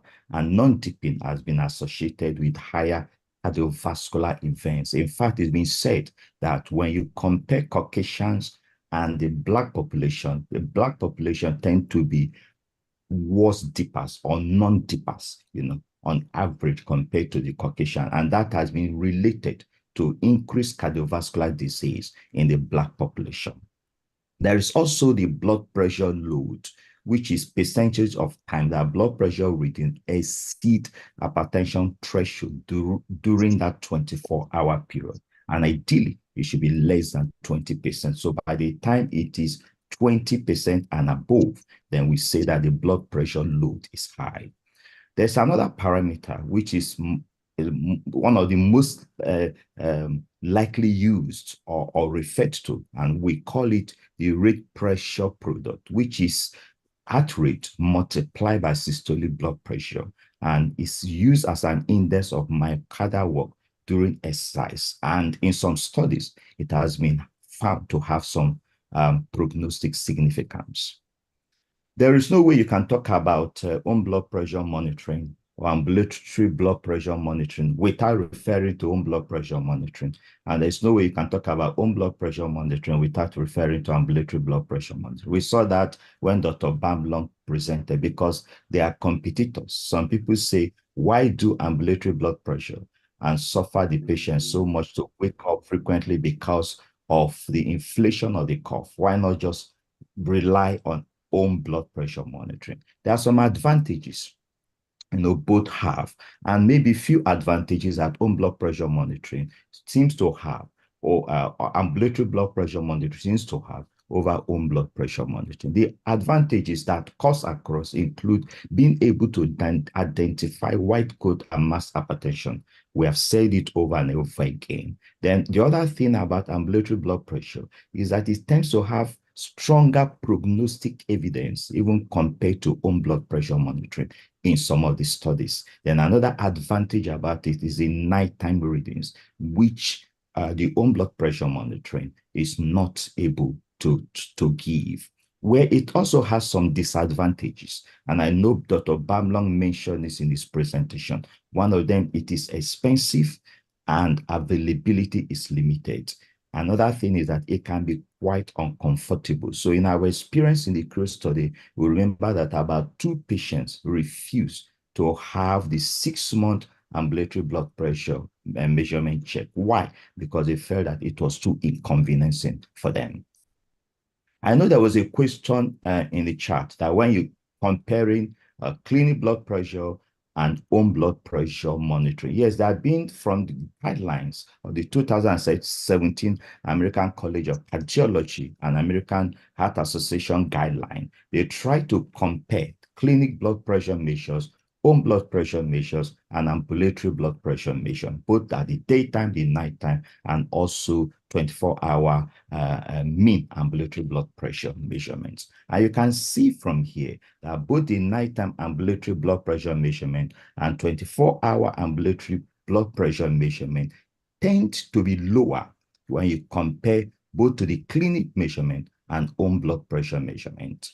And because of the one of the questions on the chart, when you compare home blood pressure measurement and office blood pressure measurement, as the blood pressure gets higher, there become some discrepancies. So when you get to hypertensive range, like 140/90, you can see that home blood pressure measures tend to be lower.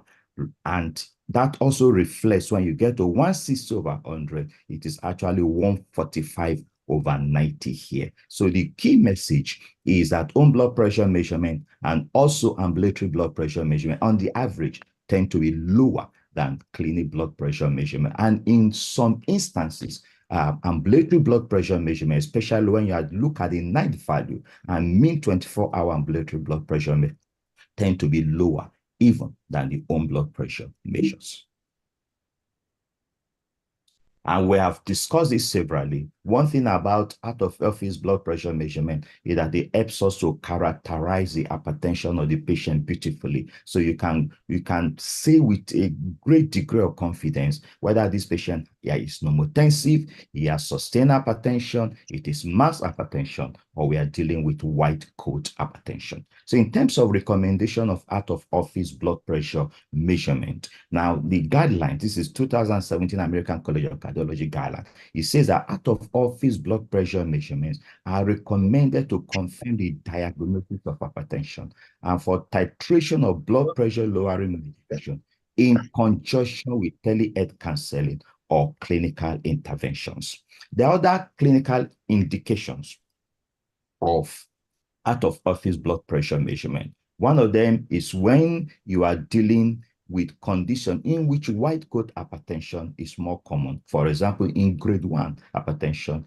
in office blood pressure measurement, or when you have marked office blood pressure elevation without a target organ damage, hypertension mediated organ damage, then it might be an indication for out of office or ambulatory blood pressure or home blood pressure measurement. Condition in which mass hypertension is more common. So you have high normal office blood pressure. Normal office blood pressure in individuals with hypertension mediated organ damage or high total cardiovascular risk. Then when you are suspicious of postural and postponderal hypertension in untreated and treated patients is also an indication for ambulatory blood pressure measurement, also home blood pressure measurement. Then evaluation of resistant hypertension. By the time you have treated the patient with the conventional medications, you know that your medications are efficacious. You have used them for the targeted duration of time, and you have used conventional ones, and that includes long-acting calcium channel blocker, thiazide diuretics, and RAS blockers at the maximum dose, and this patient blood pressure is still not controlled. That can be an indication for ambulatory blood pressure measurement. The other indications include evaluation of BP control, especially in treated higher risk patients, exaggerated BP response to exercise when there's considerable blood pressure variability. This can be important because studies have shown that blood pressure variability, especially short blood pressure variability, has been linked to increased cardiovascular events. Then evaluating symptoms consistent with hypertension during treatment is also an indication for out of office blood pressure measurement, especially ambulatory blood pressure measurement, and assessment of nocturnal blood pressure values and dipping. I've mentioned this before, that the dipping pattern is very, very important because non-dippers have been associated to have higher risk for cardiovascular disease, from LVH to the stroke to kidney failure and so on.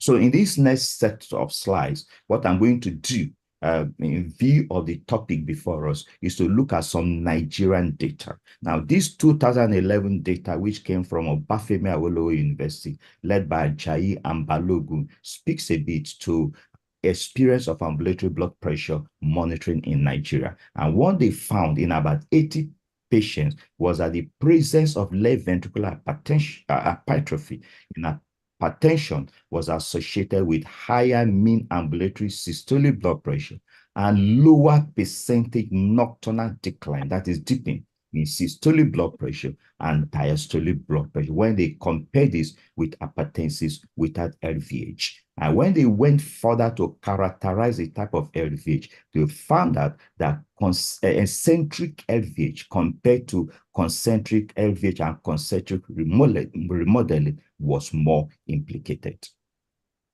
And this is by Gossent, by their experience, say initial experience with 24-hour ambulatory blood pressure monitoring in Nigerian patients with hypertension. And at the end, they concluded that blood pressure control was better represented by ambulatory blood pressure monitoring more than office blood pressure in patients. And that is for obvious reason, because with this, you can optimize your measurement. A greater use of ambulatory blood pressure is a more pragmatic approach. That is what they added to mitigate the adverse outcomes among hypertensive patients. And this one is also from Obafemi Awolowo University, Ife. And what they found out in about 80 patients was about 79% of them had nocturnal hypertension, and another 55.8% of them had a non-dipping pattern. And I've mentioned the non-dipping pattern before, associated with increased cardiovascular disease. Then there are mean awake systolic blood pressure, mean asleep systolic and diastolic blood pressure, and mean 24-hour systolic blood pressure and diastolic blood pressure were also elevated when they compare that with routine clinic measurement. And this fourth study, this is by Ajoye from the University College Hospital Ibadan, and what they looked at for was blood pressure variability. I've mentioned before that blood pressure variability is associated with increased cardiovascular disease, especially when you have shorter term blood pressure variability. And what they found out was that older persons experience a greater abnormal circadian blood variation and greater blood pressure variability than younger people, maybe because of autonomic dysfunctioning. And they concluded that in Nigeria, follow-up data are needed to determine the prognostic significance of this data in this population. We have had our experience with ambulatory blood pressure monitoring in our CRUISE trial, which is the largest randomized control trial around antihypertensive therapy in sub-Saharan Africa.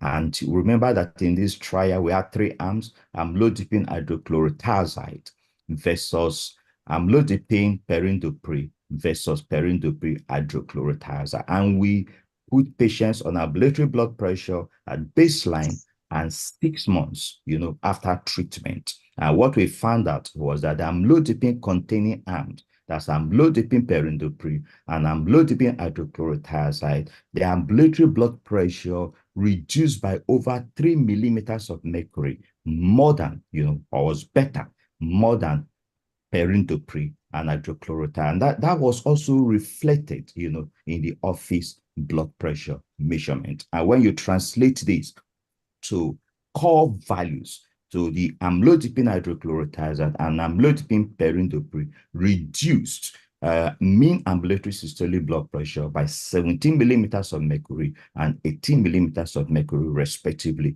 whereas perindopril plus hydrochlorothiazide reduced, that by 14 millimeters of mercury. So apart from this main paper, we have also gone ahead, using our ambulatory blood pressure data to publish more paper. This is by Prissy from Uganda, who was one of our co-investigators. So he talked about high prevalence of non-dipping patterns among Black Africans with uncontrolled hypertension, a secondary analysis of the growth trial. And just to say that our patient from Nigeria, from Abuja, Ibadan, and Kano made up over 45% of this pool of patients that we are discussing. That is why it is very, very relevant to us in the country. And what she found out was that there was a high prevalence of non-dipping among Black Africans with uncontrolled hypertension, and ABPM as a recommendation should be considered more routinely in Black Africans with uncontrolled hypertension if resources permit, to help personalized therapy. We have also looked at blood pressure variability. We compared blood pressure variability amongst the 3 arms of treatment. That is amlodipine hydrochlorothiazide, amlodipine perindopril, and perindopril hydrochlorothiazide. And at the end, we found out that in terms of protecting or fighting against blood pressure variability, the calcium channel blocker combinations were better than perindopril hydrochlorothiazide. And the last one was, we looked at what is the differential response of this therapy, as using ambulatory blood pressure measurement. And what we found was that among the 630 participants with 24-hour ambulatory blood pressure measurement, women are significantly lower systolic blood pressure and diastolic blood pressure. That is mean systolic blood pressure and diastolic blood pressure at 6 months compared to the men. And when we looked at response to the therapy, we found out that amlodipine hydrochlorothiazide and amlodipine perindopril were also more protective in women compared to perindopril hydrochlorothiazide. So I will summarize by saying that although ambulatory blood pressure monitoring was initially used for many years as a research procedure, it is now gaining more ground in clinical practice, including in Nigeria. Now, data from Nigeria shows that it can be very useful in risk stratification of hypertensive patients, better characterization of blood pressure pattern compared to office blood pressure measures, and evaluation of dipping patterns, and also in assessing blood pressure variability. And lastly, the use of ambulatory blood pressure measurement in assessing the most efficacious contemporary two-drug antihypertensive combination therapy in Nigerian patients, including patients from 5 other countries, has also been demonstrated. Thank you very much.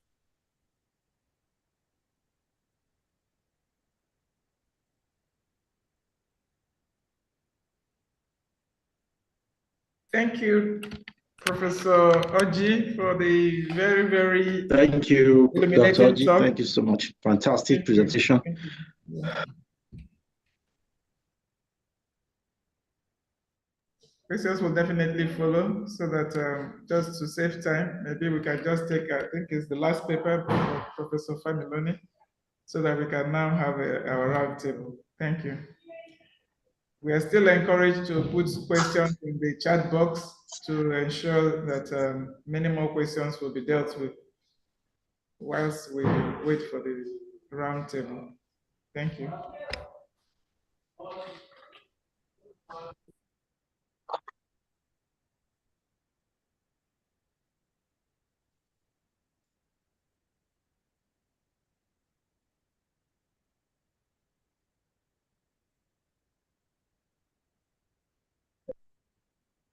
Long afternoon, and I'm only asked to round up most of the things that have been said this afternoon, where you have had erudite scholars and chairmen of the 2 cardiovascular societies in Nigeria to be on the panel.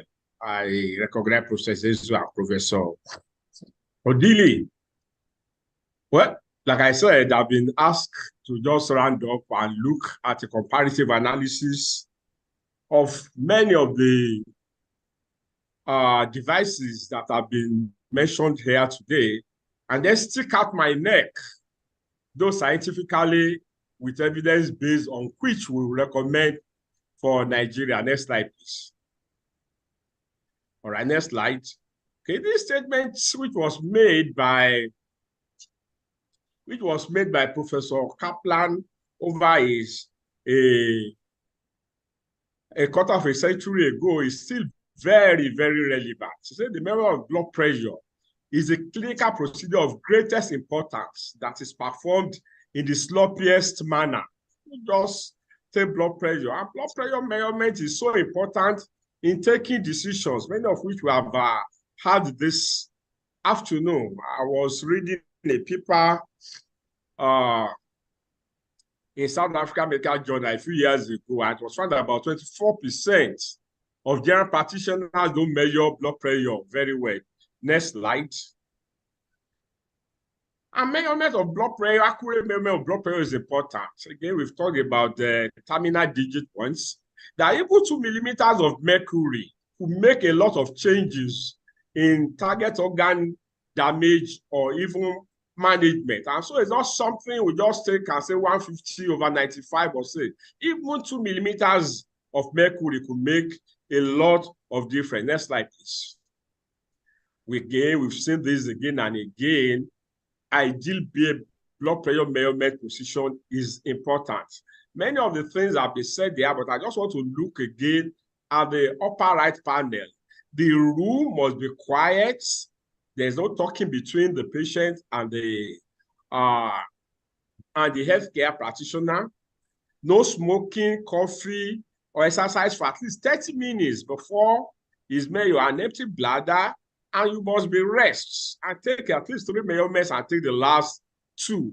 Even putting foot on the floor is important. Next slide, please. Okay, since I'm asked to talk about devices, you can see the main 3 devices that are available now. Okay, the mercury sphygmomanometer, which is still the gold standard. We'll talk a little bit about. There is the aneroid, in which the mercury has been replaced by an aneroid gauge, and then the digital or the automatic and semi-automatic, with their mainly oscillometry, but also can be auscultatory, in which you now have even battery operated and their pressure sensors are replacing mercury. Next slide, please. These are many of the things that we've seen. We were looking at some of the things. Again, it depends when you are taking a decision on which one you use. It depends on which way you mount. Okay, there are some aneroid that you carry around in your hand. There are some that are mounted on the wall. There are some that also mercury that are mounted on the wall, and this is going to influence invariably the decision in which we will make when we are suggesting the ones we use in our environment. Next slide, please. Okay, the mercury will still remain the gold standard, but again is on its way out. British Hypertension Society, up till about 5 years ago, was recommending that whatever you use, you must validate against the mercury sphygm, which will see the issues that are with the mercury manometer, which is on its way out. Next slide, please. There's a slide before this. There's the aneroid slide before this. Yes, next one. Okay. Okay, well, there is supposed to be the aneroid slide before this. I don't know what happened to it, but you are seeing many of the electronics. Okay, there's to be about 2 slides before this, but it doesn't matter, it's saying the same thing. Many of the automated electronics, the commonest and particularly the most useful, which was not shown in here, is the one that is, the curve is in the arm. But we now see many of the one in the wrist. Next slide, including the smart wristwatches. Next slide, and the multi-parameter wrist watches. And now we have even the finger ones that can read directly or can use artificial intelligence. Next slide. Next slide, please. Okay, as measured. Okay, we'll be seeing the pros and the cons, the advantages and the advantages of these ones as we go. But these are the ones that are in the market today, and we need to make a decision which one we're going to use. Next slide, please. All right. Technology has just spoken about the blood pressure monitor again. So next slide. The way it is carried, sometimes very inconvenient. Next slide.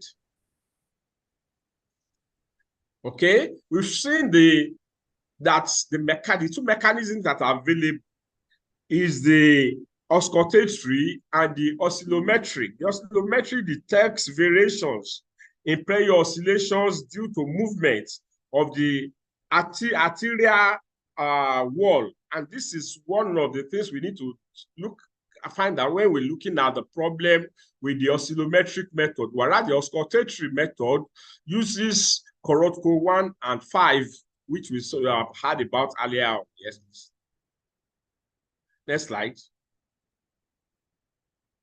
Okay, we cannot overemphasize the blood pressure measurements. If we are going to use home measurements, we must keep educating our clients about the proper way of using them. Okay, sitting down in the chair, the cuff must be on a bare elbow ideally and must be at the level of the heart. We've seen this again and again today, so let's go on. Okay, we've talked about cuff size. Not all cuffs will fit. We've shown that at least 40% of the limb circumference and is the bladder, not just the cuff. Just like this. We need to look at cuffs because almost all this we're talking about use cuff. Okay, cuff might be too small, in which you are going to overestimate the blood pressure. It might be too big, and up to 15% of patients, the normal cuff that is on our consulting table will not be adequate, and this creates practical issues when you are measuring blood pressure in your offices and your consulting rooms. Cuff, not the level with the heart.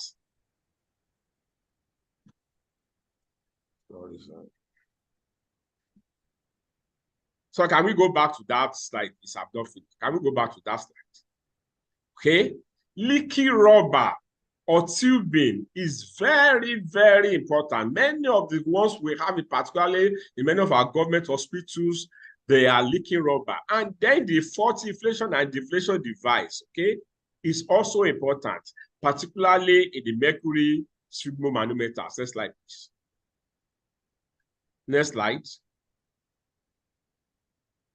All right, let's take some time to look at the relative advantages and disadvantages, and then make an objective decision on which we will recommend. Like we said, there are the three types of the which I'll show that use auscultatory. Okay, the mercury remains the gold standard.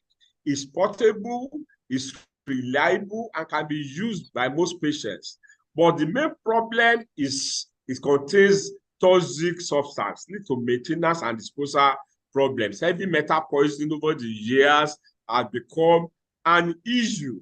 Okay, and then it needs training. You need to be able to train the person who is going to use it, particularly about the Corotco 1 and Corotco 5 SANS. We talked about the issue you could have with silent gap, and it's prone to observer bias.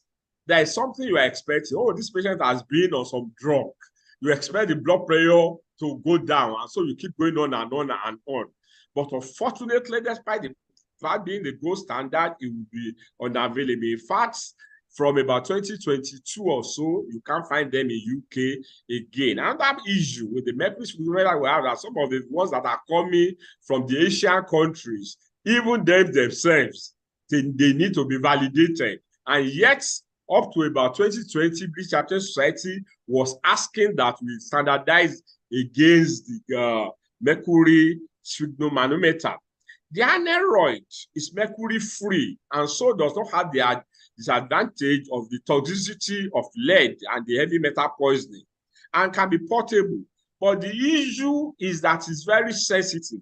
Even if it falls on the ground, it disorganizes its validation, and so you need a regular calibration. And because it's also auscultatory, you need to properly train the staff, and you need clinical skill. The electronic sphygmometer, most of them are oscillometric, but there is a subset that are also auscultatory, and we'll be looking at the importance of this later.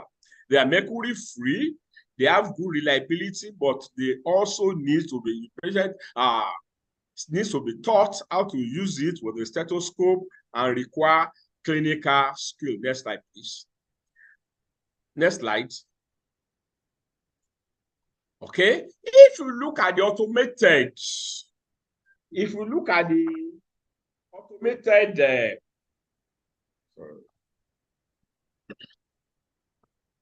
if you look at the automated devices that we have, the first thing is that they are all mercury free. That's one. The majority of them are oscillometric, and that immediately raises issue. Okay, they were originally designed for home use, and when we're making recommendations, we'll still talk about how they can be used. But in offices, particularly in specialist clinics, they have patients who are come with arrhythmias. Many of us know with atrial fibrillations, they're not very useful. And because of the wide pulse pressure in the preeclampsia and eclampsia, they are not also very useful. And peripheral vascular disease, they're also not giving accurate results, and you have to be validating them. We've talked about the wrist devices, which also work as automated, but the issue is that you have to teach the patient that the wrists have to be at the same level of the heart. And many people just take it for granted and just forget that it has to be at the level of the heart, and they tend to be less accurate than the upper arm devices. The finger devices are convenient, but they are not recommended by the British Hypertension Society. One, it is much more difficult to put them at the level of the heart, and then the distance from the heart makes them less reliable. And many of them, if you have a cold hand and things like that, you're going to have issues. So they are less reliable and they are not recommended. We've looked at the monitors which are we use, the ICUs, and then the ABPM, which has been spoken about. Next slide, please. Next slide. All right. So we've looked at the advantages and the disadvantages of those products. We've come to a point now where we want to make a recommendation. The Medicine and Healthcare Product Regulatory Agency guidelines gave us a few guidelines. Next slide, that can help us to take an objective decision.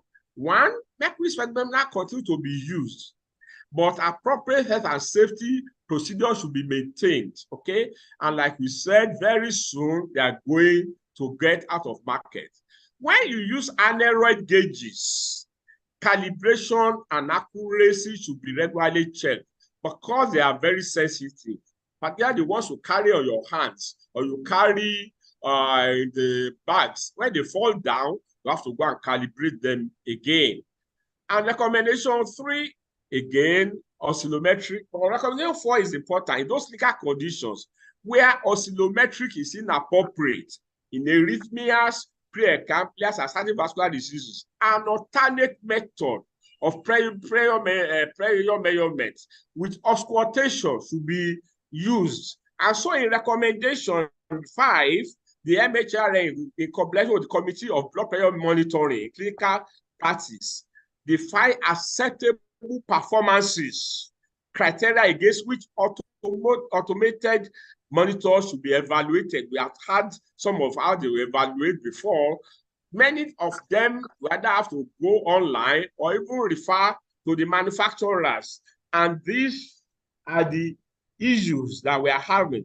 And so recommendation 7 is important. Auscultation as a method of determining blood pressure should continue to be taught to healthcare workers as appropriate, particularly in secondary and tertiary levels of blood pressure monitoring. We must not forget about auscultation. Calibrated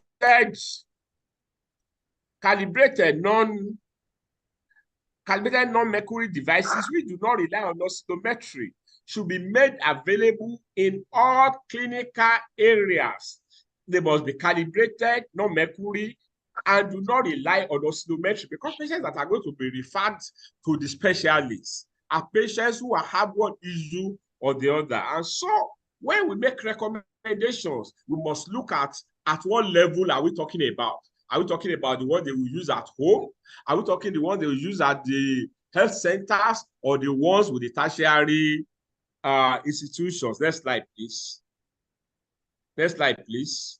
All right. So the MHRA say the falling cost of automated devices, they are becoming more and more affordable, together with the improved reliability of aneroid devices, particularly those who don't carry around, the ones that are under the wheel or you mount on the wall.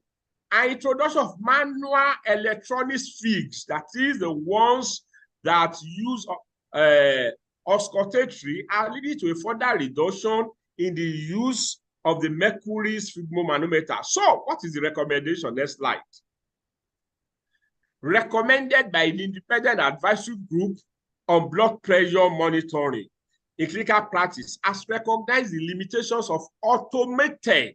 Many of us have been carried away this evening about automated oscillometric devices, but they've recognized the limitations and has recommended that calibrated non-mercury devices, which do not rely on oscillometry, are made available in all clinical areas. The emphasis is one, is that it must be calibrated, and that is the issue. There must be no mercury. I think we've settled that, but they must not rely on oscillometry alone, particularly in the tertiary and the specialist clinical areas. So next slide. So what do we recommend? For home blood pressure monitoring,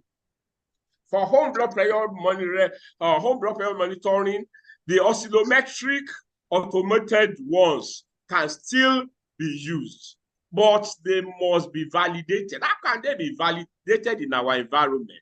At least by coming to the clinic and check either with the mercury, which many of us still have, or go online. Why do I say this? Many of our clients are already used to these automated oscillometric devices that their children are sending to them from UK and from Canada and from all that. It's becoming a classic thing that I have a BP monitoring at home. So it's difficult to take it away from them completely, but we must teach them how to use it. We must let them know that if they cannot do a direct validation, they should occasionally come to the clinic for us to check, at least now, against mercury. What I tell my patients is that it's like driving your car. If your flash drive just put on red, you don't know whether it's battery, you don't know whether it's an alternator, you don't know whether it is a fan bed that has scored. But if you get a reading that you are comfortable about, come to the clinic and we can tell you whether it's the battery, whether it's the alternator, or whether it's the fan bed. So it's recommended one. Please still go back. I will finish in a minute. Still go back. 2 minutes, sir. 2 minutes. I will finish before 2 minutes. So in home use, we recommend the automated. But in tertiary centers, in clinics, because of validation, we recommend that we use the automated, but with an additional provision of auscultatory. Particularly, many of the patients will see a patient who have arrhythmias. Many of them are patients with peripheral vascular disease. So you use an auscultatory and an automated one. Next slide, please. Next slide. Aneroids, we might still have to consider in our practice, particularly not this kind of one, the ones that are on the walls, because they are getting better and better. They are becoming more rugged and they are easy to use. Next slide. Next slide, please. All right. Finally, the important thing is that we must use whatever we want to use so that the patient can be happy, they can live long, and can be well with them. Thank you very much. I think I'll stop here. Thank you, sir. Fantastic and lucid presentation. My Oga, my teacher. I appreciate you, sir. The chairman, Okay. Professor Kadiri. Okay, yes, must comment on the very passionate way in which Professor Familoni has delivered that lecture. And I'm sure this is going to excite a lot of conversation. But Just one point I wish to make here, and this can be answered by anybody. We've had how many 6 presentations now, but there has been no mention whatsoever of pseudo hypertension. I'm sure physicians would have come across this, perhaps unknowingly, but they may have come across this in their practice. So would somebody into whose field this actually falls make some comments on pseudo hypertension? In order, how do we recognize it? What leads us to suspecting it might be there? How do we recognize it, and what can be done? Now, and for Professor Familoni, when you say automated non-oscillometric, maybe you should explain a little bit what that means. Is it using an automated device and at the same time listening? Are there devices that come with both? Because they are hybrid devices. Maybe that's what you're referring to. And hybrid devices are some of the devices that have been recommended.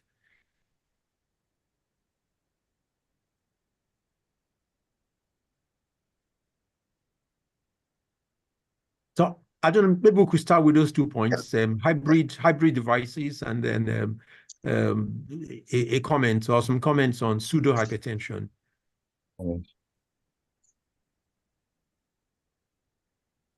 Maybe I can talk about pseudo hypertension, sir. Okay. Yes, and maybe because of the issue about white coat. Yes. Hypertension and mass hypertension is trying to swallow that terminology. Most time when you look at most of the new guidelines, they tend to be more silent on that. They tend to dwell on pseudo hypertension. But we know it occurs, and I think the issue is that you can't use a one-off blood pressure, especially if it's mildly elevated. You are looking at grade 1 elevation. To say you want to make a diagnosis and there is no target organ damage. And I think this is where we've had such instances, and the recommendation is either you do your own blood pressure monitoring with those people, or secondly, you want to do an ambulatory blood pressure. So we've had such, even amongst our colleagues who are practicing, other surgeons, physicians. And sometimes I think it can come, maybe some stressful situations can bring about it, maybe some unpleasant situations, but then it is not sustained. I think that is one thing about it. So in this group of people, you cannot really say they have a sustained hypertension. But I think one thing about hypertension, if I remember very well, is that it is always a pointer that those people should have their blood pressure checked more frequently.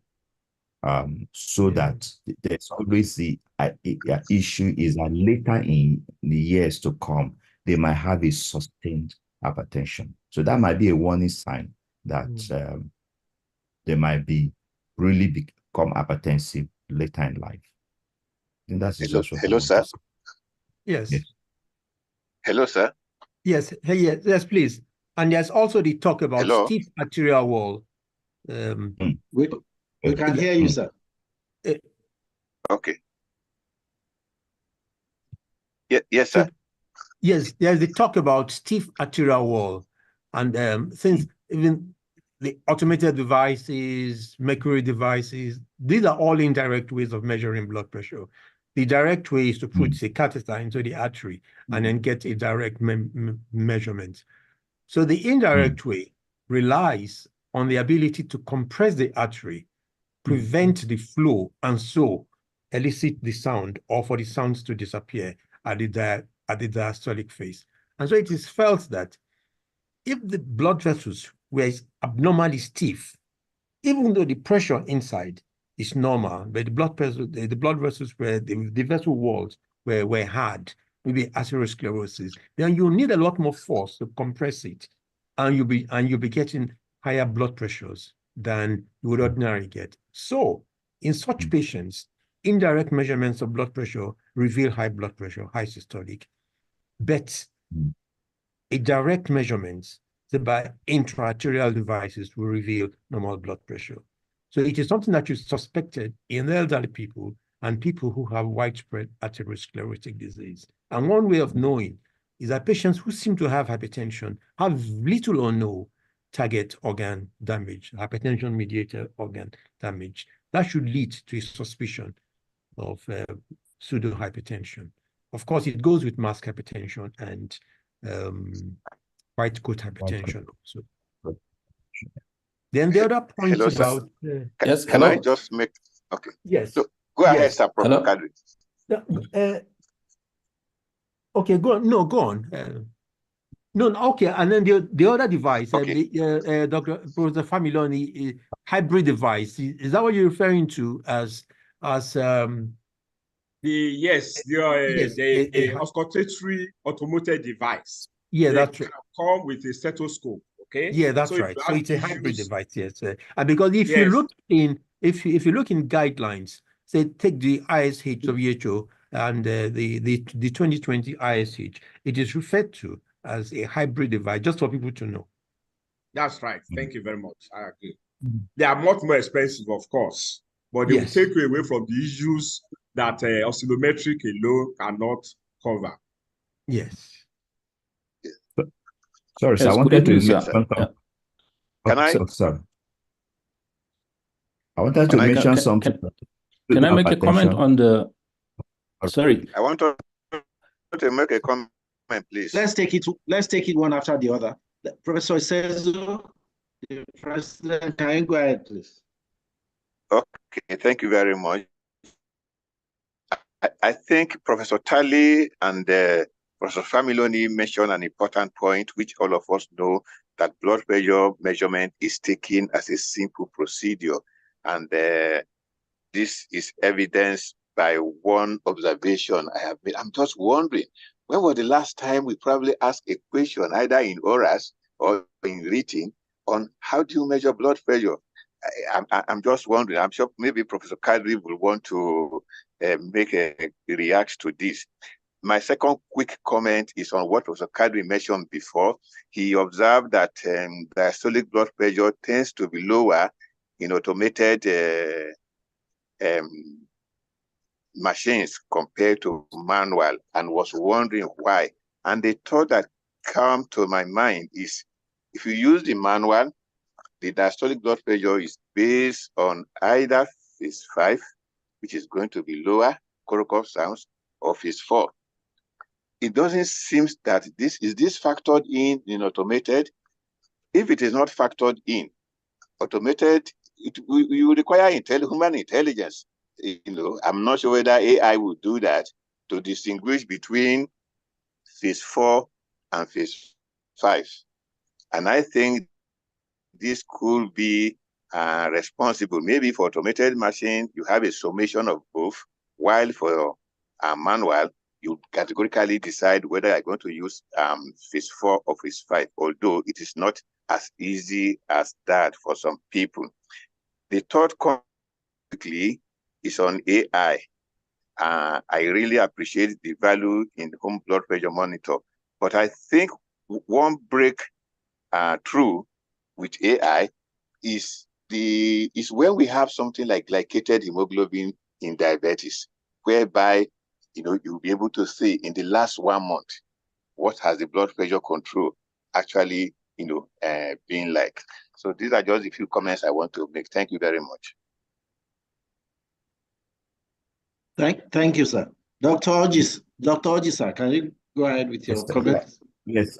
Yeah, I just wanted to also make some additions to what Professor Kadri said about pseudohypertension, that maybe for some of these patients too, when you start them on medication, especially because they're elderly, they become dizzy.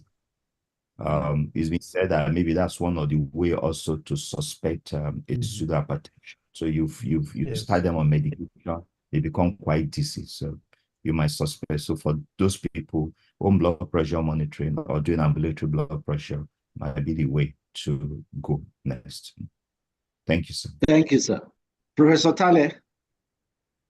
Yes, it's also about pseudohypertension, which Oji has already mentioned. I alluded to that when talking about the elderly as a special group. And one scenario you find is this group of patients being on antihypertensive, but coming with uncontrolled hypertension, only for you to escalate the dose. And the next thing is they're having dizziness. So one of the clues that can help is also to check postural changes in blood pressure. Because if you escalate their doses with severe hypertension, it accentuates the postural drop you see. And orthostatic hypertension is one of the things that can give a clue. Thank you, Professor Tale. We have a few more questions. This is for Professor Dili. I hope he's still around. Yes, The question says, how will marks up? No, Professor Odili has left. He has left. Okay, but anyone can answer it, I believe. This is from Professor Ajulichuku. How will marks hypertension present during community screening? That's a question there. Another question says, how do people access, well, he's not here now, the hypertension WhatsApp group. We'll send that to him later. So someone else asks, how reliable is the home BP monitoring? As most of them, yeah, that has been answered. Most of them are on the low side. I think they need to know that the values we use for home blood pressure monitoring are lower than what we use for office blood pressure. The cutoff points are lower, less than 135, 85, and less than 140, 90 are defined as normal for both home and office respectively. Another question here says, what is the preferred type of blood pressure monitoring device? I'm sure Professor Familon will be able to answer this. Mercury versus oscillometric in adolescents. Can we start answering these ones for now, sir?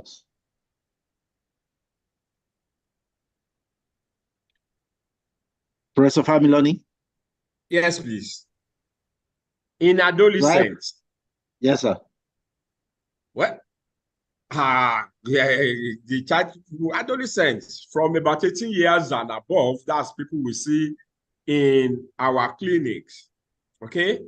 And I don't see anything special, whether you use oscillometric or auscultatory, depending on as long as you use the right cuff size, you don't have issues with arrhythmias, and you are likely to have a vascular disease. So I will just go on with the recommendation straight away and use either the hybrid or the aneroid if mercury is not available. That's my answer. I don't think there's any special thing, unless the pediatrician thinks there's something special. The other question that was in the box is that how frequently or do the devices expire? That's an interesting question. Expire, as in drug expiring, is not the issue. It's validation, okay? And most guidelines recommend that to validate if you are using them regularly in clinic twice a year. But if you are using an error that you are just dropping everywhere, might do it more frequently. But most guidelines recommend validation at least twice a year. Thank you. Thank you, sir. I just want to add that in terms of using digital blood pressure monitoring, I remember that in the SPRINT study, and such devices are available now, what they did, and that study has shown itself to have about the best blood pressure monitoring process in most of the studies that have had to do with blood pressure. Well, what they did, someone talked about white coat hypertension, the effect of doctors on patients and all that earlier, because what they did in that study was to calibrate the blood pressure, digital blood pressure monitor, to make 3 readings, and they left the patient alone in the room. No medical health worker was with the patients they used in the study. And those patients had better blood pressure reports than the other group that were measured by normal and regular means. Do you have any comments on that, sir? Well, that might be good for research, but for practical clinic, office blood pressure monitoring, how many times will you be going out to leave patients alone and then come back? These are just research things. A very good point, okay? But it's not practicable. When I need to see 50 patients in a clinic, how many times will I go out and leave the patient? Thank you. Professor Familoni, I think in that case, we're not going to leave our rooms, but there should be a dedicated room where the patients are led to that is quiet, that they can do their blood pressures by themselves as if they're in the house. And since I have the floor now, I have a question for Dr. Oji, Professor Oji. This home blood pressure and the pictures that Professor Dili showed us in people in their homes, and we said that for standardized blood pressure, we should be seated, arm at the level, feet on the ground, back supported, and no noise. How many times do people have that kind of environment at home that would give us that type of blood pressure? I think that home blood pressures are not really useful because of this scenario thing, noise, environmental noise and other distractions. Thank you. Yes, Please comment on that. Yes, I agree with you. Those are some of the setbacks in home blood pressure monitoring.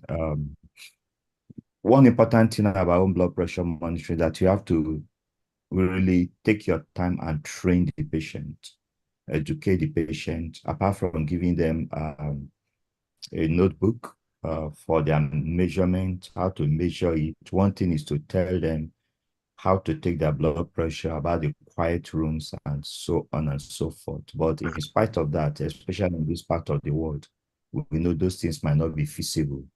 I think one idea about the home blood pressure monitoring, why the measures might be lower, really than what we get in our clinics, is because these people are the comfort of their homes, comfort of beloved ones. Maybe they've been joking, they're just relaxed. Unlike when many people come to our clinics, I mean, people have a lot of apprehension even before they come. Waiting for the doctor is not an easy thing for a lot of people. So they are quite apprehensive. They don't know when to leave. Some people come to clinic 8 a.m. and by the time they are leaving, it's about 3 p.m. They're already walked up. I think that's the advantage of home blood pressure monitoring. But I agree with you, Ma, that in terms of getting the conducive environment, Ma, it is very, very difficult, Ma. Very, very, and that is a setback.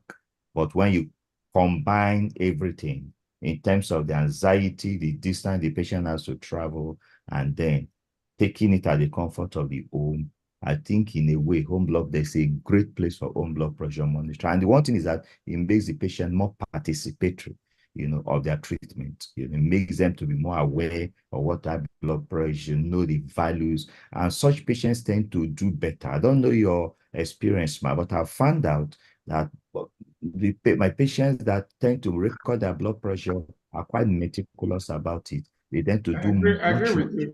It's very, very, very useful. And it is, it influences the decision making. Patients present earlier. They are proud of their, they are proud of whatever they have, and then there's evidence there. Yes, thank you. Thank you. Thank you, sir. Sorry, thank you. Yes. Hello, sorry, sir. Professor. Hello. Okay. Hello. Yes. Professor Sezu, sorry, sir. Dr. Yes. Dike Oji still wants to make a comment. Yes. Because Professor, people asked a question before about max hypertension. So how do you get it in a community screening? It's a very difficult thing, man. But I think one thing that might give away max hypertension is if you see a patient that the blood pressure is normal, but he has features suggestive of long-standing hypertension, It's told you before, that's one way you can start suspecting target organ. And those are patients that have home blood pressure and also ambulatory blood pressure monitoring. So I feel like you just respond to that. Thank you. Thank you, sir. Professor Sezu, sir. Yes, I'm just wondering, let's assume that the Ministry of Health approaches us. They want to buy blood pressure apparatus, and they want our recommendation. Which one to buy? What will be our recommendation? Well, can I answer? Like I Yes, said, please, sir. Like I say, it depends. Before you answer, we have a hypertension guideline book by the Nigerian Hypertension Society, and some of the members are here. What is their own recommendation Can we also take that in consonance with what the president has just asked? What is in the books that Nigerian Hypertension Society has already given out as a guideline? And what have we learned from these 6 papers that have been presented? And how do we kind of make up our minds with Professor Isezo's Christmas present? Nobody will give you that, Prof. But if it ever happens. Thank you. Professor Kadiri is the chairman of that I know. guideline, so I will allow him to answer that question. And then thank you, sir. Thank you.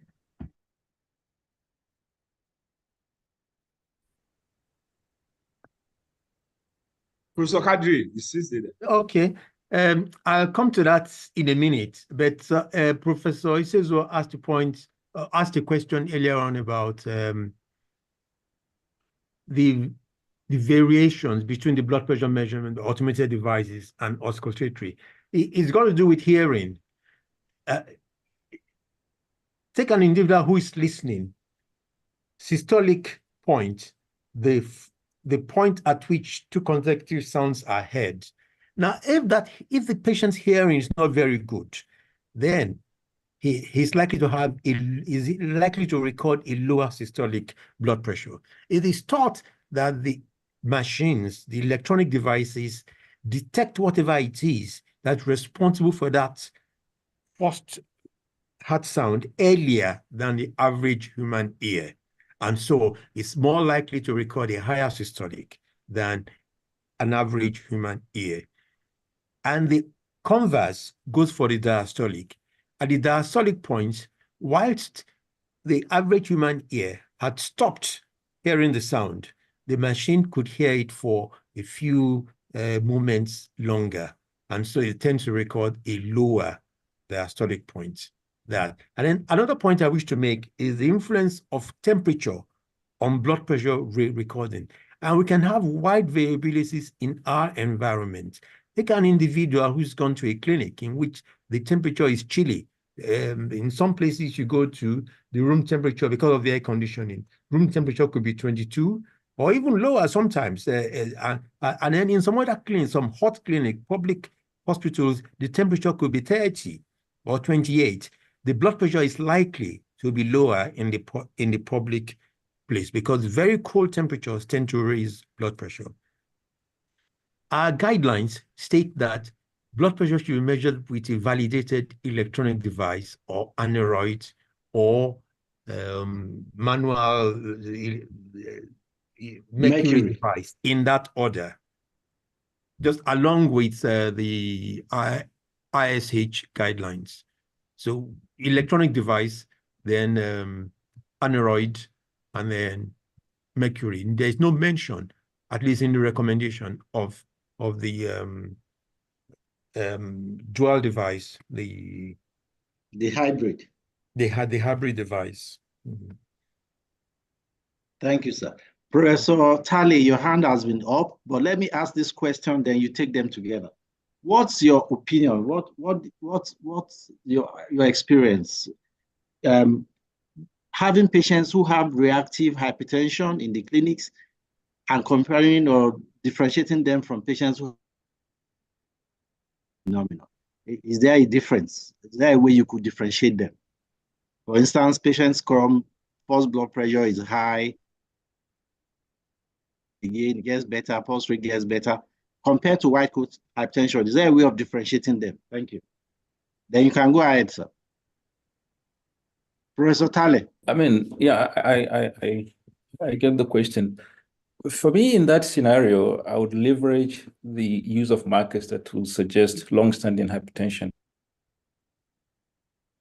because of the white coat effect. If I find target organ damage, I would be more inclined to believe that I'm dealing with real hypertension than the white coat effect. And the other thing, blood pressure. Because the recommendation is if you find an abnormal blood pressure, if I suspect white coat, I go the pathway of getting the patients to have home. I mean, in general, this is my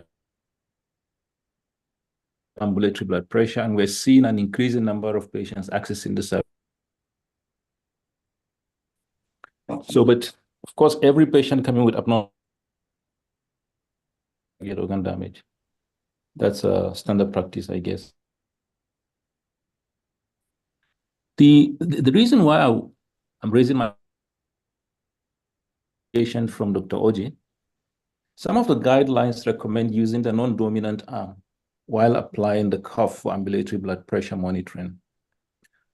But again, for routine blood pressure monitoring, we do advise that for the first time you check in both arms and then stick to the arm with higher reading.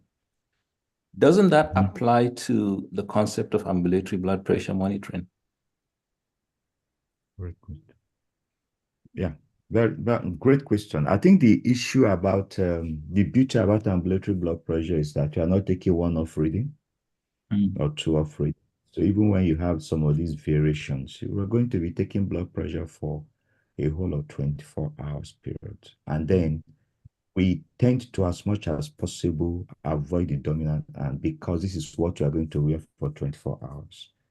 Remember that you'll be writing, you'll be anything that makes the cuff get loose, wants to disrupt it so much and gets it off. You want to avoid them as much as possible. So the teaching is avoid the dominant as much as possible. And so you can cover up for some of those variability because it's not one off. You are going to be looking at what has happened over time. The circadian reading will affect it, sleep will affect it, awake period will affect it. Everything when you are eating and so on and so forth, will affect it. So at the end, you are going to be correcting for whatever, you are going to be correcting for spurious values. And that is why it is said that you are not any reading that is not 80% of what you expected, you should discard it, which is a very difficult aspect of ambulatory blood pressure because it means you are going to repeat it in that patient. And most patients don't want to wear it, the second time at such a short interval. So the beauty is a lot of things, so you correct for each other. Avoid the dominant arm because remember, 24 hours, you will still be eating, doing a lot of other things. You are supposed to drive, do your normal routine. Yeah. Thank you very much. Now, just as a follow-up to what Professor Isezio said regarding the training of people on how to measure blood pressure. I mean, in my place, I regularly make blood pressure measurement one of the stations when I examine students. And for that, it's becoming popular with them to be mindful of how to accurately measure blood pressure. And I feel that's one of the measures that can get them to be aware of the significance of this procedure. And perhaps it can be escalated to even postgraduate level. That's just my thoughts. Thank you. I'm fast running out of time, and our viewers and participants are dropping off fast. Just this opportunity to invite is she around? Taiwo Oladiton, are you there? Are you Taiwo Oladiton, are you around?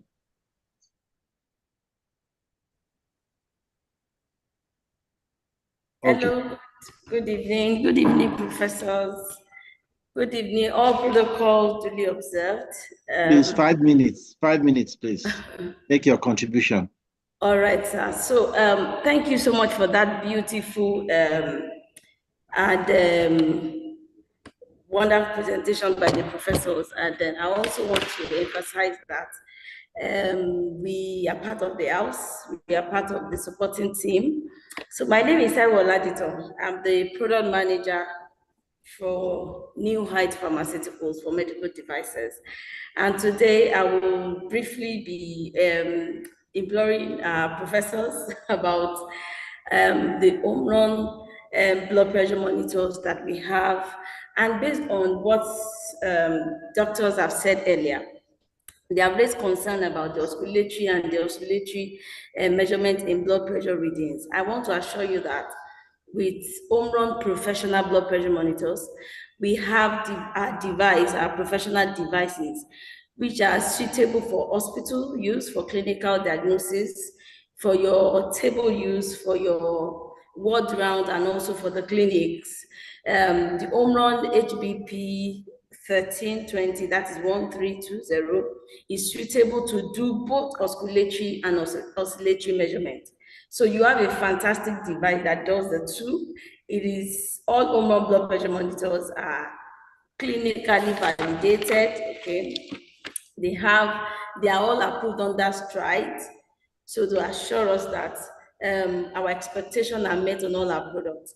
Omron products are Japanese, so we have 100% assurance on our accuracy. All Omron blood pressure monitors, whether they are for home blood pressure measurement or they are for clinic blood pressure measurement, they are all clinically validated and they have been tested and proven to be so. They have gone through the right protocols, several protocols to get this validation. And for every Omron blood pressure monitor, you are assured of our accuracy and reliability. I also want to say that with our new line of the Omron range, which is the Omron Evolve and Omron Complete, and all our IT Omron devices, we have the artificial intelligence embedded in our devices. And examples of those features are the Omron IntelliSense in our cuffs, which are sensitive to individual blood pressure systolic readings. We also have the Omron Connect app on all our Omron connectivity devices, which includes the Omron Evolve, the Omron Complete, the Omron M7 IT, IntelliIT. So these devices can connect automatically by Bluetooth to your Omron app downloaded on your phone. And so when the Omron Connect app has been downloaded on an individual's phone who has purchased an Omron connectivity device, they can automatically, when taking reading by Bluetooth, their results are automatically imputed on their phone, and they can share these results with their doctors. So they can have a real-time experience and real-time presentation of what their blood pressure readings are. All right, so we can assure you that all Omron blood pressure monitors are accurate, they are reliable. The cuffs, there are different cuff sizes to avoid the cuff errors or the cuff size errors, and the observer's hearing deficit is actually removed, and we assure you that we have all our blood pressure monitors to have 5 years warranty. We have after sales care in Nigeria. So for everyone that purchases an Omron device, we have validation processes, we have calibration processes, we have after sales care, and we have warranty policies. Thank you. Thank you so much for your, thank you, sir. So we are also streaming online. And for our speakers. One says, why do some people have their BP high when they wake up in the morning and gets better as the day goes by? Dr. Oji, please, can you respond to that?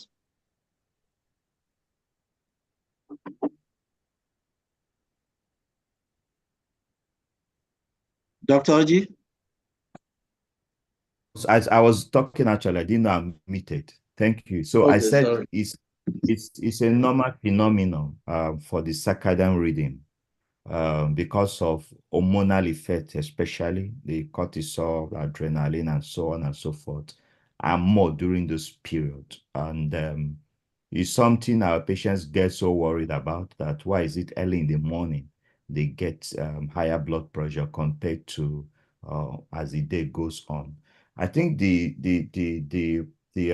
solution to that is good education, but apart from that, using long-acting medications, and I think that is why in contemporary treatment of high blood pressure, guidelines don't favor shorter medication like nifedipine. If you are going to take them twice a day, they tend to favor long-acting medication, which will just be there to control the blood pressure. But we know that's a normal phenomenon, is physiological. It can be exaggerated in some people, and then they can have an event. But I think if your blood pressure is well controlled, you are taking long-acting medications, there will be no fear, about that. How about the concept of early risers, sir? and probably Dr. Faso. Dr. Faso. Okay, yes, thank sir. you. Yeah, okay, no, you understand me. Go ahead, sir. Go ahead. Okay. I'm I not was going making to any ask. comment. Okay, I just wanted to ask another question on that line for Dr. Oji. Just The concept of early risers, and then concept of some people say that you should give the drug in the night instead of giving it in the morning. What's your opinion about those things? Okay, that's chronotherapy. They have different studies. I mean, they are conflicting. That is the truth. Maybe it's 50-50. Some have said that it's better, you take your medication, at night so that it will help you control better. And some people say no. If you look at the guidelines, some of them, in terms of practicality, they say that take it at the time that is most convenient for you. And for me, I think that is the thing. It's not easy to swallow these medications just at a particular time. I think the best thing is just have it that day, because people that are busy, active, so you talk about the practicality becomes very, very difficult. Otherwise, you make your patients to have a lot of guilty conscience that, they didn't take it at this particular time. I think for me, in terms of practicality, chronotherapy is something that is conflicting. So there's no real evidence to say that if you take it at night, maybe to reduce the event. Some are fans of, some have not. Take it at the time most convenient, and let us use long-acting medications. I think that is where the calcium channel blockers come in very handy, and even the thiazide. I mean, even as old as Moduratic is, half Yes. Moduratic, we still use it in spite of how, because especially in times of this economy, it's better for people to have something that is long-acting than not to just having it, or have something that is too short-acting.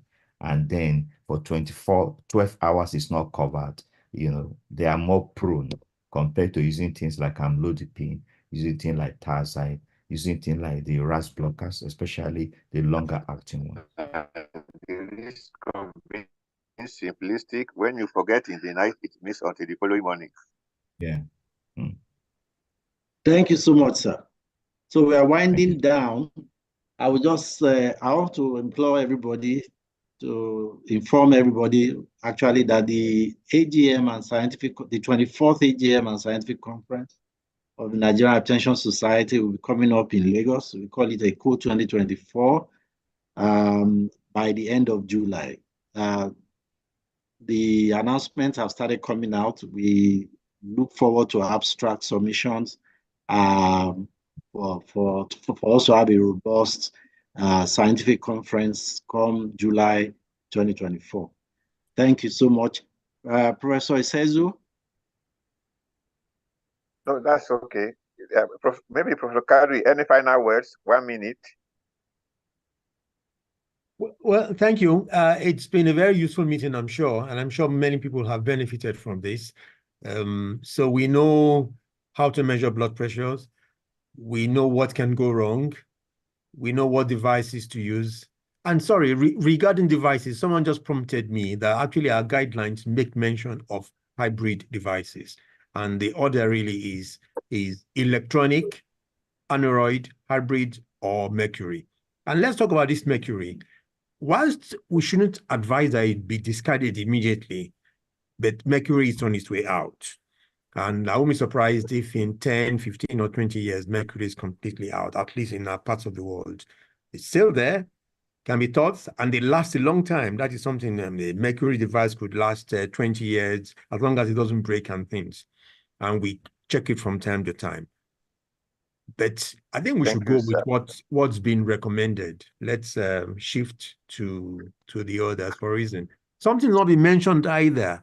You take a blood pressure from 50 people, and you have to pump all the time. You feel some pain, some ache in the arms. People complain, but now that we have alternatives, I think that's something that's been taken care of.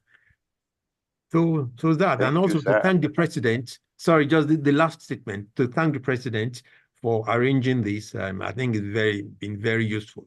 very educative, I'm sure, to most people who have tuned in, if not everybody, actually. Thank you. Thank you, sir. Our guideline is due for review next year. Professor Juluchukwu, 30 seconds, final words. Okay. A message from Professor Juluchukwu. She lost network service for Nigerian, as Nigeria has happened to every one of us. So okay. So is Professor Motosho still with us? No. Okay. Professor Father, is the Vice President around? Yes, Professor Motosho is here. Okay. Oh, Professor Motosho, sir, final words, 1 minute. I'm still around. Thank you, sir. Again, just like Professor Kadri said, I congratulate the ESCO for putting this up. It's been quite educative. You keep learning every day, even if you are an expert in a field, there'll be 1 or 2 things to pick from sessions like this. I thank you very much for the invitation. Gained a lot. Thank you very much. Over. Thank you, sir. I'm not sure if the vice is not around. Over to Dr. Fassel, please.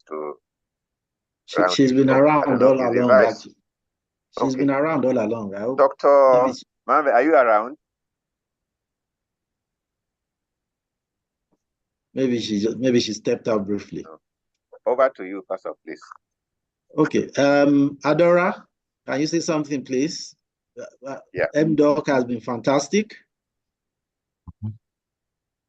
Sure. Thank you so much, sir. We just wanted to take the opportunity to say a big thank you. It has been a pleasure partnering with the Nigerian Hypertension Society. And for those of us on the call that are not very familiar with mDoc, we are a digital health social enterprise. And what we do is provide self-care support for people living with chronic health needs like hypertension that we've been discussing today and regular health needs. So it's such an honor to be partnering with the team today. Just to note that we do not replace the care that individuals receive from their doctors. What we do is complement that care. So we are the people at the back end ensuring that the instructions that you're giving to the patients, they're able to adhere to them and then they incorporate them into their day-to-day lives. So we're very happy to be here. It's been an honor. Thank you to the chairpersons of this particular event and to the president and to General Secretary of the Nigerian Hypertension Society. Thank you so much. I'm bringing greetings from my CEO, Dr. Nneka Mobisin. Unfortunately, she's on another panel, an all-day panel, so she couldn't join us all through, but she popped in and she said to please extend her gratitude to the team. Thank you so much. Thank you. Thank you so much. Thank you so much. But Professor Dr. Fassel, if you don't mind, I just really want to thank mDoc and particularly Adara. It's been so wonderful. We have been on this for almost 1 month, and the last 2 weeks has been very hectic, a lot of correspondences. And I'm sure we were worried, was it yesterday or the day before yesterday? And I'm just so happy that at the end of the day, everything comes up so well. I must emphasize that mDoc is doing this to us at no cost, and we are really so grateful. Thank you so much. Please, our sincere appreciations to your CEO. Thank you. Please, we'll come again. Thank you. Thank you, mDoc. This is the first in the series of this seminar. We are starting this seminar series, and we will always come knocking. I hope you will always be there with us in this journey. The vice president is around. She said she could not talk because she was on mute. She was muted. Okay. Can you unmute her briefly, please? Yes, let me look for her again. Her name wasn't coming up. Apologies, ma. Dr. Just let me check again. Okay, yes, I see it now. Please go ahead, ma. Okay, thank you very much. So, my dear teachers and colleagues, ladies and gentlemen, on behalf of the organizing committee and the entire ESCO of Nigerian Hypertension Society, NHS, I would like to extend our heartfelt gratitude to everyone who made this webinar a success. And you must all agree with me that this is a huge success. And it kept us enthralled from 2 p.m. to almost 6 o'clock without any hints of boredom. So first and foremost, I would like to express our deepest appreciation to mDoc Healthcare Limited for sponsoring our platform free of charge. Your generous support has enabled us to reach a wide audience and provide valuable information on healthcare. We are also grateful to our esteemed and erudite resource persons who took their precious time to share with us their expertise and knowledge today. We had so much on the topic from blood pressure measurements. The quality of the presentations were excellent and engaging, I must say. So to mention them one by one, Professor Tale, thank you very much for your excellent talk. Our dear Dr. Ademola, the pediatrician on this team, thank you very much for your presentation too. Professor Odili, we cannot thank you enough for your wonderful presentation. It was very insightful.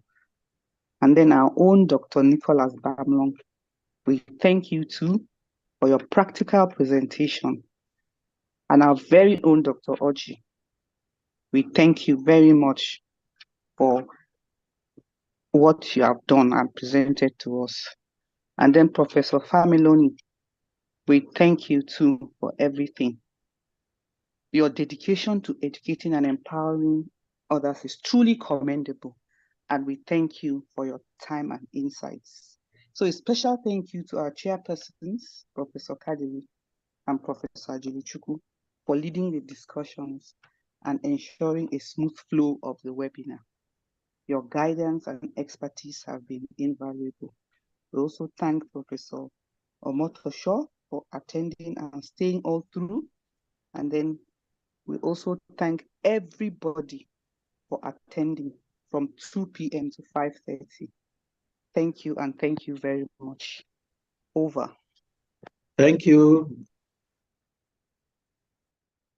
To also inform the House that we are kicking off the MMM May Measurement Month program, and we implore everybody to please participate in the different states and different zones of Nigeria. We have zonal representatives that will coordinate the different zones, and we have state coordinators that will coordinate each of the states. Please assist them to. In addition, the World Heart Day is tomorrow. Please let us go out there and we should all go out there and do our best in advocacy and in checking everybody's blood pressure and letting it be known out there. Thank you so much. I guess there's nothing much to say again. The vote of thanks that I'm giving all the speakers, the president of our esteemed Simeon Isezo, indefatigable, always hardworking. Thank you so much. I think we can call it a day. So have a great evening, everybody. We look forward to the World Hypertension Day tomorrow. Thank you very much. Thank you. Thank you. Thank you. Thank you. Everyone. Thank you. Bye-bye. Thank you. Bye-bye. Thank you. Thank you. Good night. Thank you. Bye. Thank you, Professor Familoni. Well done, sir. Thank you. DK, God bless you. Thanks, sir. All right. Yes, sir. Thank you, Thank sir. you. Bye. Thank Thanks. you. Bye. Bye. Thank you. Thank you. Bye-bye. Yes. Thank you Professor, so much, well Oji. Thank you. Oga, my Thank Oga you. family, thank you so much. Congratulations, everyone. Yeah. Thank you. All right. Adora, Also, thank you. Yeah. Nice presentation. Yes. Bye-bye. Thank you. Thank you. Bye. Thank you so much.